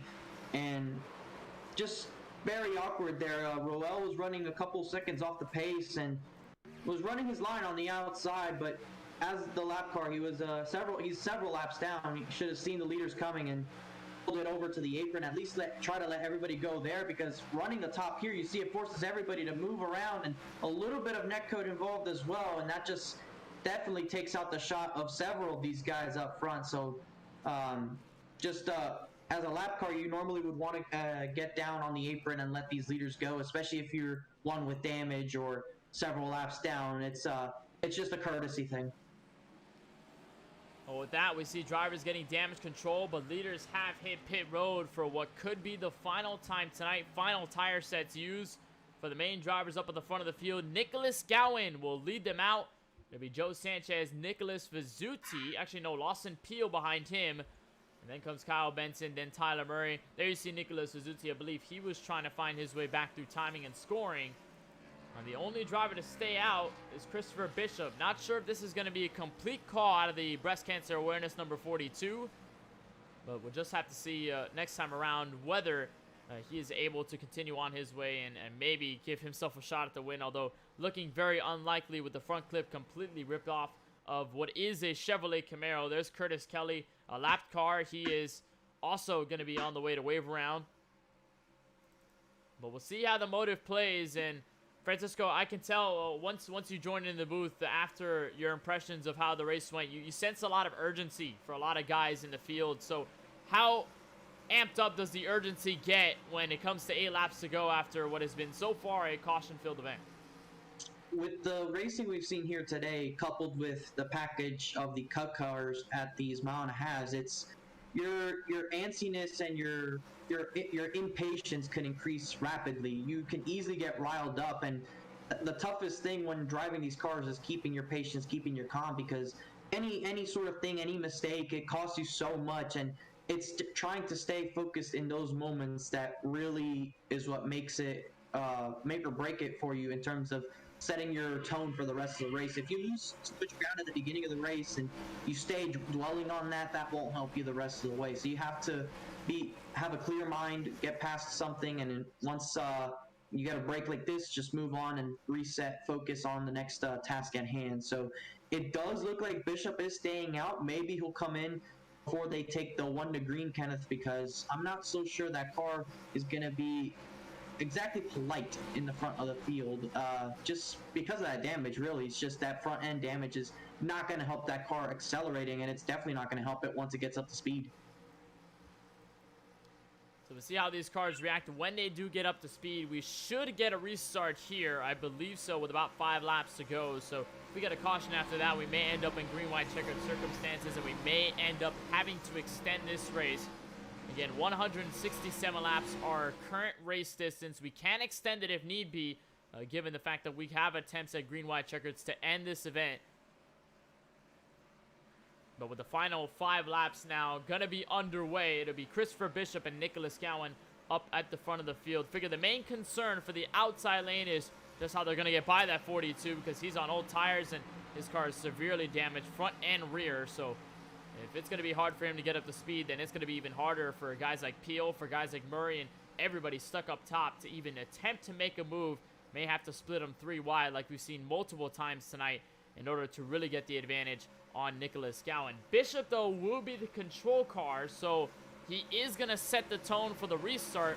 Problem is, it's just going to be all about how Gowan and everybody else reacts and what exactly happens. Do they pack it up into turn 1, or are they able to really find some separation going to the back straightaway? It's all just a game of questions here. We're all going to try and find out the answers. And one of the questions at least being asked is who's going to win this race. We're going to find that out in about 5 laps time. Into 3 and 4. Oh, go ahead. I was going to say, I'm just glad I'm not the one who has to figure out how to get by all this. Well, it's going to be tough. We'll see if we extend this race or whether we end this race naturally. From green flag circumstances, Bishop and Gowan, your front row. Peel and Sanchez to your second. It's Benson and Murray back to your third row into P number 6. Pace cars down for what may be the final time tonight. Bishop on the gas. He's going to get a decent getaway, bit of a bobble on the inside lane, but we're back under green from Charlotte. You can see the outside sort of fell apart there just from the stacking up. And you see right now, this is where the 42 is going to be slow, and Peel's going to get held up just for a brief second behind him before he's able to move down low as we have a caution wreck in turn 1. You see right there, rear bumper damage, and Brian M. Smith stuck on the inside wall. And that's the same place Brian M. Smith hit the inside wall last night in the ARCA feature event.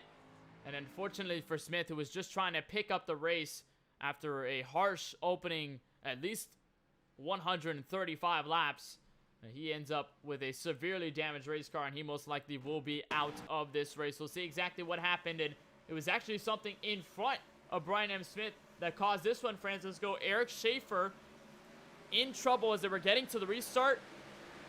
I believe contact with Jacob Smith.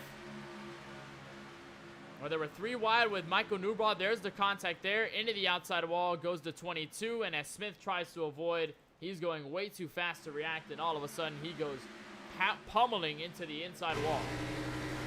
Yeah, that looks very similar to the incident we saw earlier in the night involving Christopher Bishop and AJ Green and Curtis Kelly. That's almost identical.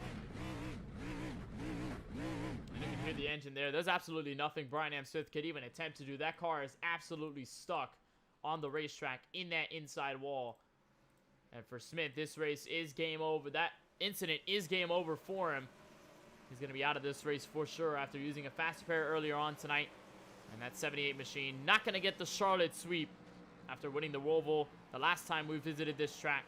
He's not going to be able to win on the oval side of things this time around. This does open the door wide open, though, Francisco, for a first-time winner. And no, I mentioned it a couple of times, but you look at the drivers here between at least the top 10. A lot of these drivers don't have wins this campaign. Gowan is a rookie. He's been in some races this season, but he's not been a playoff driver. He's not been a race winner either. So if we can get to victory lane, this will mean something. Joe Sanchez, a couple of time winner in the ARCA series this campaign. He's yet to find a cup win based on his minimal amount of starts. Bishop, of course, with damage. It's still possible for him to get a race win out of all of this. He is also winless in this series. So is Lawson Peel, the rookie in that Ryan Blaney Chevrolet Camaro. Kyle Benson has yet to find victory lane this campaign as well after winning at the Charlotte Roval.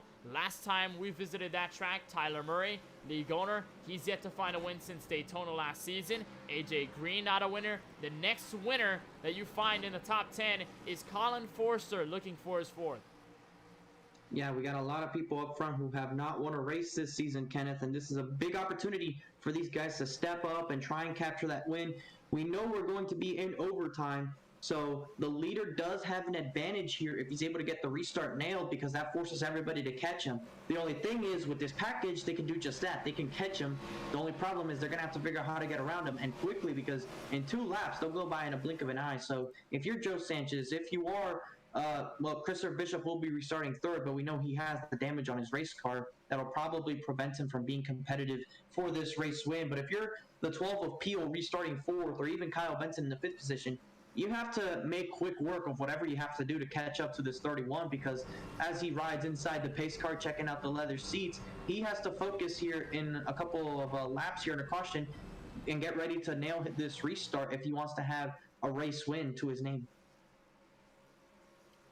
So with that underpacing, we indeed are going to extend this race. This will be officially our first attempt at a green-white checkered with Nicholas Gowan up at the front of the field. We'll run down the rules for you just before we get started here on our attempts to finish this race. Of course, we'll go double file. We'll restart them just like we do after every normal caution. We'll restart the field with 2 laps to go, and they'll try to get to the white flag and attempt to finish this race with a winner here from Charlotte. If we are not able to reach the white flag and a caution comes out just before the leaders get there, then we'll rack them up and do it again. We have a total of 3 attempts to get this finalized, and if they do reach the white flag, then no matter what happens, whoever crosses the line first will be the winner.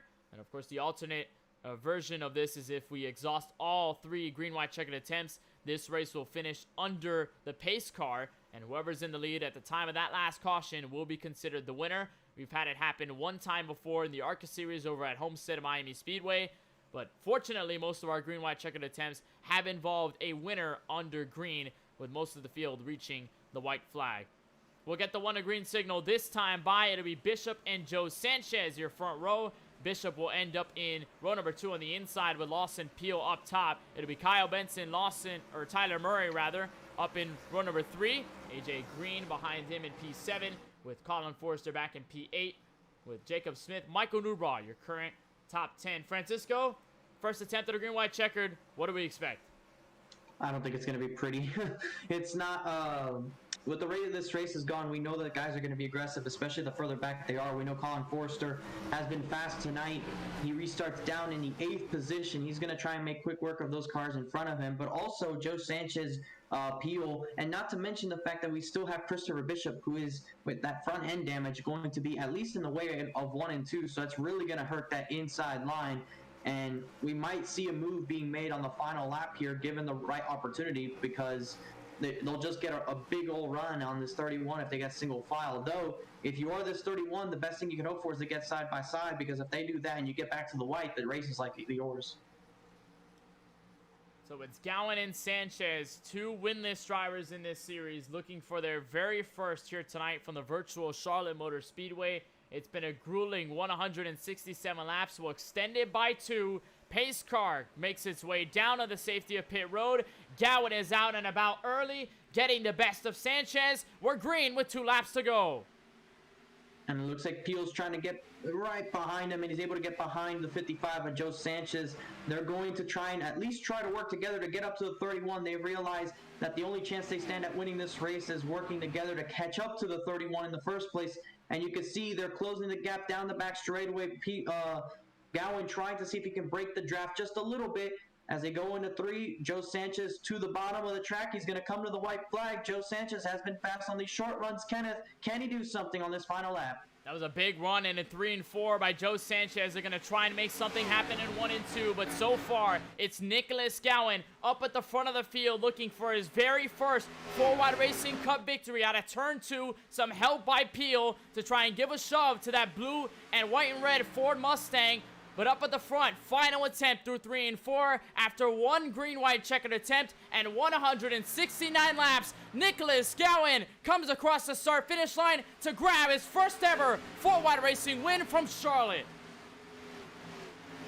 Good job there by Nicholas Gowan executing on that restart and not feeling pressure when Joe Sanchez was making those moves into turn 3. We saw him get real close both those laps, but just not enough time to really do anything with it. And not to mention the dirty air, you get really close to the car behind you, you can't run in the same line, and you can see everybody giving him the congratulations. The rookie, his first win, and I know he's ecstatic about this one. Nicholas Gowan comes across the line. Like you mentioned, first ever win in 4-Wide Racing competition. There's Kyle Benson to give his congratulations, and this will be a celebration for the ages. Gowan immediately going to burn it down through the grass. Doesn't matter how he does it. He's a race winner. And after leading 14 laps en route to this win, he finally calls himself a part of the 4-Wide Racing winner history book by grabbing it here at Charlotte. We've seen 2 different winners. Saw Brian M. Smith in a dominating effort from the Charlotte Roval. But it's Gowan, the rookie in the series. There's Jacob Smith alongside to celebrate, taking his first ever win. Now, what a way to do it after holding off the field in the first of 3 green-white checkered attempts. Gowan burning it down. A beautiful sight to see under the lights here at the Charlotte Motor Speedway, and it'll be our time to take a look at your full field results, see exactly where everybody finished at the end of an extended race, 169 laps to finish. Nicholas Gowan, your race winner. He's the first of many Chevys in the top 10, but he is the winner. Joe Sanchez, after a very strong race, start all the way to very end, he still holds on for P2. It's Lawson Peel, the rookie. What a finish by him. Got a top 5 at Talladega, did well at the Charlotte Roval, and comes here at Charlotte to finish P3. Tyler Murray, league owner, ends up in P4 with Kyle Benson for Big Fast Racing, grabbing some good points out of tonight. He'll finish just inside of the top 5. Colin Forrester comes home in P6. AJ Green able to hold on for P7. It's Jacob Smith, Nicholas Vizuzzi, and Christopher Bishop, your top 10. And looking through the 11th through 20th position, we see Tony Kivet able to come away with an 11th place finish. Eric Schaefer coming away in P12. Jason Hastings able to keep it relatively clean in the 13th position. Michael Newbraw involved in some incidents in 14th. Scott Baker able to come away with the lead lap finish after an early crash for him, able to recover. Brian M. Smith, who we saw get stuck there on one of those last restarts before the green-white checker, unable to finish this one. He'll finish in the 16th position. Gut-wrenching 2 nights in a row for him in the same spot to end his races. Tyler Warner able to come away in 17th. It was looking promising for him on those new tires. Curtis Kelly unfortunately, in the 18th position, Austin Bloom and Jake Burrell rounding out your top 20. And behind them, out of the full 33 car field, Cody Kinsey comes home 28 laps down in P21. Francisco, of course, in the booth with me, got involved in a second caution after burning the fast spur. He comes home 22nd. Adam Alishire to finish 23rd after tonight's race. Brandon Banks, who needed some good points, was one of the top drivers in the playoffs. He ends up in P number 24 with 25th belonging to the 5 of Jovi Ray. Ken MacArthur comes home in 26th. 27th will belong to Jesse Prees in the 00. CJ Munier, Brandon Gillis, Lance Hill, your final drivers to the top 30. And the final 3 to end off the full race field: Pete Bruni, Craig Laudenslager, who got into a crash earlier on tonight, and Douglas Carlson, who did not get to the starting grid after, I don't believe, even burning a qualifying lap. He ends up 33rd out of the 33 full-on drivers. Well, it'll be our time to head to Victory Lane and take a moment to talk with your race winner, if we can get him from one of the booths there. Nicholas Gowan for Drinkin' Bros Racing, able to get it done. What a finish by the driver, the number 31, his first ever win in full wide racing competition. And Nick, bringing you in the booth, this is the first time you've won a race here in full wide competition, holding off the field, in many instances getting the lead away under green, finalizing this race on a green-white checkered attempt. Walk us through your emotions. How do you feel after this win tonight? I feel great. I did not think I was going to have that at all. I mean, I kind of expected Joe and Lawson to get a run there. Joe had a run on me coming to the white, but I think he lost the nose and coming off 4. But I'll tell you, my heart's still pumping. Got the adrenaline going. I'm excited to get my first win here in the Cup Series. 14 laps led en route to this very first win, and I want to walk through the pass that made it happen. You got around the car on the inside. I believe it was Lawson Peel. You made that pass through. It was the outside pass instead of making the inside work. Walk us through how that pass was made, because I know a lot of inside passes were kind of shut down by the understeer, but for you, how are you able to really find that hole and design this pass that inevitably got you this race win? Well, I knew he wasn't going to let me have the bottom if I was able to get up underneath them. So I just wanted to try something different. Plus, if I took the outside, I knew he couldn't take the air away from me, so it wouldn't start digging off the corner. And I just used that to my advantage, and I was just able to carry enough momentum. I had Benson behind me when we were side by side, and he was able to push me there a little bit to keep my momentum up. I mean, I didn't expect it to work, but it stuck, and I'm happy for it. Well, you end up with this race win, your first ever here, and you can put yourself in that column with the winners. We've had many different winners here in this series. You're able to finally put yourself a part of that large and prestigious group. Before we let you go, Nicholas, on this win, is there anybody you'd just like to thank for making this all possible? Any teams, sponsors, or just anybody else you'd like to give the love and shout-outs to? Well, thank you guys for doing the broadcast. I appreciate being able to go back and watch it later. Especially, I think I'm going to be really excited to watch this one back. But I also want to thank my teammates, Jacob Brian Smith, Jovi, and Jake Rowell. Communication and strategy definitely played into my favor. I think I was the one lucky one just not to get it caught up in any of the accidents that happened tonight. So I used those fresh tires there at the end to definitely take advantage of that. So I'm thankful for my team and the communication. You took advantage, you made the pass, you held off the field in the final 2 laps, and you are finally a 4-Wide Racing Cup Series winner. Congratulations, Nicholas, on this win tonight from Charlotte. And of course, we hope to see you, at least I believe, a week or 2 weeks from now as we go to America's Heartland and the Kansas Speedway. All right, guys, you can expect me there. Thank you so much. That is Nicholas Gowan, race winner for the first time here from Charlotte. Took about 169 laps to get it done, but that 31 machine and that Chevrolet Camaro able to finish ahead of everyone else. So bringing the driver who comes home in P2, it'll be Joe Sanchez in the 55. And Joe, this race, 33 laps led. Arguably, you were one of the most consistent out of the guys there. Obviously, with tire strategy, changed things up a little bit. But for you, it was about the placement in the final laps. Give us your perspective on what that was before the green, white, checkered, yellow came out and how you felt in the middle of the pack. It was chaos. No one was given and taken. A lot of blocks. I made a couple blocks that I'm not too proud of, but with this 550 package, you have to. You kind of have to drive like a jerk or an idiot there, just to keep your track position, because especially Charlotte, it is so hard to pass here. So thought I had the strategy down pack with Lawson. Him and I were both in the same Discord, kind of working how to outsmart the leaders there. And I think if we had some longer green flag runs, it would have worked out. But it also allowed us to stay up front in the mix. Kind of got a slow start there on that green-white checkered, and had a run on him coming to the white flag and coming into 3, but I lost the nose and had to get out of the throttle, and I lost all my momentum. So with this package, if you have to crack the throttle a little bit, you pretty much lost that lap. So with only 1 to go, is pretty much game over there. Well, of course, they got really hectic coming to the final few laps. Walk us through the adjustment level that you had to make with all the yellows coming out. I think overall, this race didn't really have a solid green flag run. You guys would go green for a couple laps, and the yellow would come out, kind of slow you guys down. How was that mentally for you behind the wheel, since you were up front most of the time, and you had to fight through a lot of cars to really get to where you finished? I knew we were going to get some cautions. We had a couple good, I think 25, 30, almost 30 lap green flag run a couple times. The biggest thing I was going through was having to use the bathroom towards the end of the race with this long race. But just trying to time the restarts. Some restarts you'd get a good lane choice. Some you would get not a good lane choice. Someone might have spun the tires or whatever. So it's just almost luck of the draw and where you'd be able to restart. Whether or not someone would check up in front of you.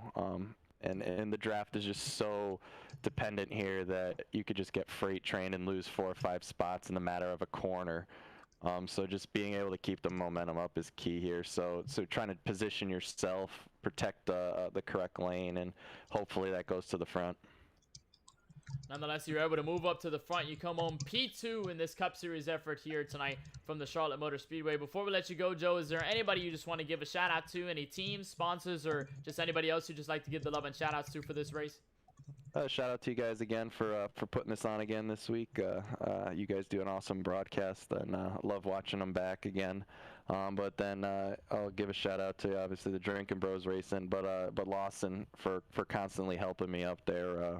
Whether he was in the lead and picking the outside lane so we can both push each other to the front, or just deciding to go with me. He was a big help for me the entire race. So a big thanks to him. I think it's going to be a good sign that you and Lawson working together. You guys finished P2 and P3 at the end of it all here from Charlotte. I want to give you congratulations, Joe, on this finish, and of course, wishing you the best of luck when we go for the Dash for Cash finale at Kansas in a couple weeks' time. Thanks, guys. That's Joe Sanchez, the driver of the 55, who comes home in P2 after leading 33 laps in this race. We'll look forward to another driver back in P3 who led 18 laps and comes home at the last step of the podium. It is the rookie and the driver of the number 12 of Lawson Peel in his machine. We'll bring in Lawson Peel, the third place finisher, and Lawson just talked with the driver of the 55, and Joe Sanchez said you guys are working very well together up at the front of this field, and it seemed like that was apparent. You guys are really quick. You guys are really able to make maneuvers through the field. How was that in terms of placement of your car near the end of this race to ensure that not only you could give yourself a shot at the win, but at least give yourself a good finishing order if it didn't happen? Yeah, absolutely. Me and Joe were kind of right there around each other the whole race. We were off strategy a little bit, just kind of pitting on some cautions and staying out others, and it seemed to be working pretty good. And dodged a couple wrecks, and had an incident with Colin there earlier in the race on a restart, a big checkup deal, and kind of got into him there. So hated that happen. And then Tyler and I had a netcode incident. So used my fast repair on that one, and then just kind of worked my way back up there, and had fun. Wish we would have gotten a few more green flag runs. I tend to like those a little better, do a little better on the longer runs when the tires wear out. But yeah, had fun. Definitely a lot of battling side by side. Good racing here at Charlotte. Well, this becomes a solid top 3 here from Charlotte after what was a top 5 at Talladega, what was another solid finish over at the Charlotte Roval just last week. So as a rookie in this series, not entering this series not too long ago, for the momentum side of things, how is this for you trying to build this up all the way to the final race? I know you're not necessarily a part of the playoffs, but as a driver just trying to make a statement in this league, what does it mean for you to continue to rack up these good finishes and try to build it on for the rest of the weeks forward? Yeah, certainly. Just glad to survive, first of all. Definitely could have gotten caught up in a couple incidents tonight that, would have put me way back. But I think, maybe I went 4th, 6th, then now 3rd. So, yeah, that's pretty good. I know a lot of these guys from previous league and just kind of looking to get into some new stuff and mess around and find some good guys to race around. So just try to get a win and have fun. So that's the objective. Nonetheless, you end up finishing at the last step of the podium here tonight from Charlotte. Before we let you go, Lawson, is there anybody you'd just like to thank, any team sponsors or just anybody else that makes it happen for you? Yeah, all my Drinking Bros teammates and everybody putting on the show and all the competitors out here. Just enjoy the race. So, and thanks to y'all for putting on the broadcast. Well, we certainly appreciate the time, Lawson. Congratulations on the 3rd place finish. And, of course, we look forward to seeing you back in Kansas and the rest of the season throughout. It's going to be a lot of fun. Thanks, guys. Lawson Peel comes home as a rookie in the Ryan Blaney car in P3 at the end of 169 laps. We'll toss it back over to the broadcast booth to get our final thoughts. Francisco, you have probably the most interesting perspective because you were obviously a driver in this race. Unfortunately, ended earlier than you would have expected considering you were running for the win, but wild race, lots of yellows and lots of attrition really took this one. Yeah, not where I thought I was going to be at the end of the night, if I'm being honest, at least on this side of the conversation. But nonetheless, we had some great racing, as you heard these guys say. The racing was definitely great. And a common theme you've been hearing is just unfortunate that we never really got a true long run in, because usually if you're able to get just one in, it'll really go in for most of the race, and that's how you click off laps. And you really start getting into a rhythm, and then if a caution were to come out, because you've gone green flag once, then it'll probably be a little bit more encouraging to be able to get another one in. And just never getting that one in the first place really made it tough. And different tire strategies definitely played a lot into why that also happened. When you have guys on older tires, guys on newer tires, sometimes the guys on newer tires are a little bit impatient or just trying to get a lot more than maybe they should be getting, knowing that they have the faster car, and just got to be a little bit patient. And incidents happen. We saw it for most of the night, really, and it's unfortunate, but also that's part of what we do. That's the whole deal with the package, with the cup cars, with NASCAR, and on iRacing. That stuff is going to happen every once in a while. You can't really do anything about it. So the most intriguing thing to take away from this, Kenneth, is that next week we're going to a different mile and a half. We're going to Kansas, which, if you ask me, is a lot more super speedway-esque than Charlotte is. I think at Kansas you might see a lot more drafting, a lot more trying to be aggressive with the draft than you maybe would here at Charlotte, because Kansas is all the much wider, a little bit less banking, but it actually works out in the favor of the racetrack. So Kansas is going to be interesting, and not to mention the Dash for Cash. We had the qualifier back at Homestead, and these guys are going to be battling each other for that money, whatever money they ended up raising, and whatever Tyler ends up informing us is the final purse. Those 4 or 5 guys are going to be battling for that money next week at Kansas, and that's going to be very interesting, Kenneth. And I'm really hoping that those guys have the best of luck in that race and are able to take away some cash. It'll be a lot of fun for some prizes when we kick things off at the Kansas Speedway, the Dash for Cash finale next week. We'll have our coverage of that on October 27th, Wednesday night as always. Same time, same place, 9:10 p.m. Eastern, right here on the MaxSpeedTV YouTube channel. But that does not mean that the racing stops at next week, because we have a race the day before, October 26th, where the 4Wide Racing ARCA Series heads to Short Track USA International Speedway for what will be a wild one for sure over there. That coverage starts at 9:10 p.m. Eastern, but over on the K1 Racing Network YouTube channel, you can find that coverage. Same crew, same as always, but just different channel, same time, same drivers you're most likely going to see in the series as well. So this concludes our broadcast of the 4Wide Racing Cup Series from the virtual Charlotte Motor Speedway. Want to thank Tyler Murray, the league owner, and everybody else as a member of the race council that makes these races happen each and every week in 4Wide Racing competition. Want to give our congratulations to Nicholas Gowan, first time winner in the series, And on behalf of all of us at MaxSpeedTV, and for my colleague in the booth and semi-driver Francisco Bacalhau, my name is Kenneth Bueno, saying so long, good night from the home of NASCAR. We head for America's Heartland next week for some cash prizes.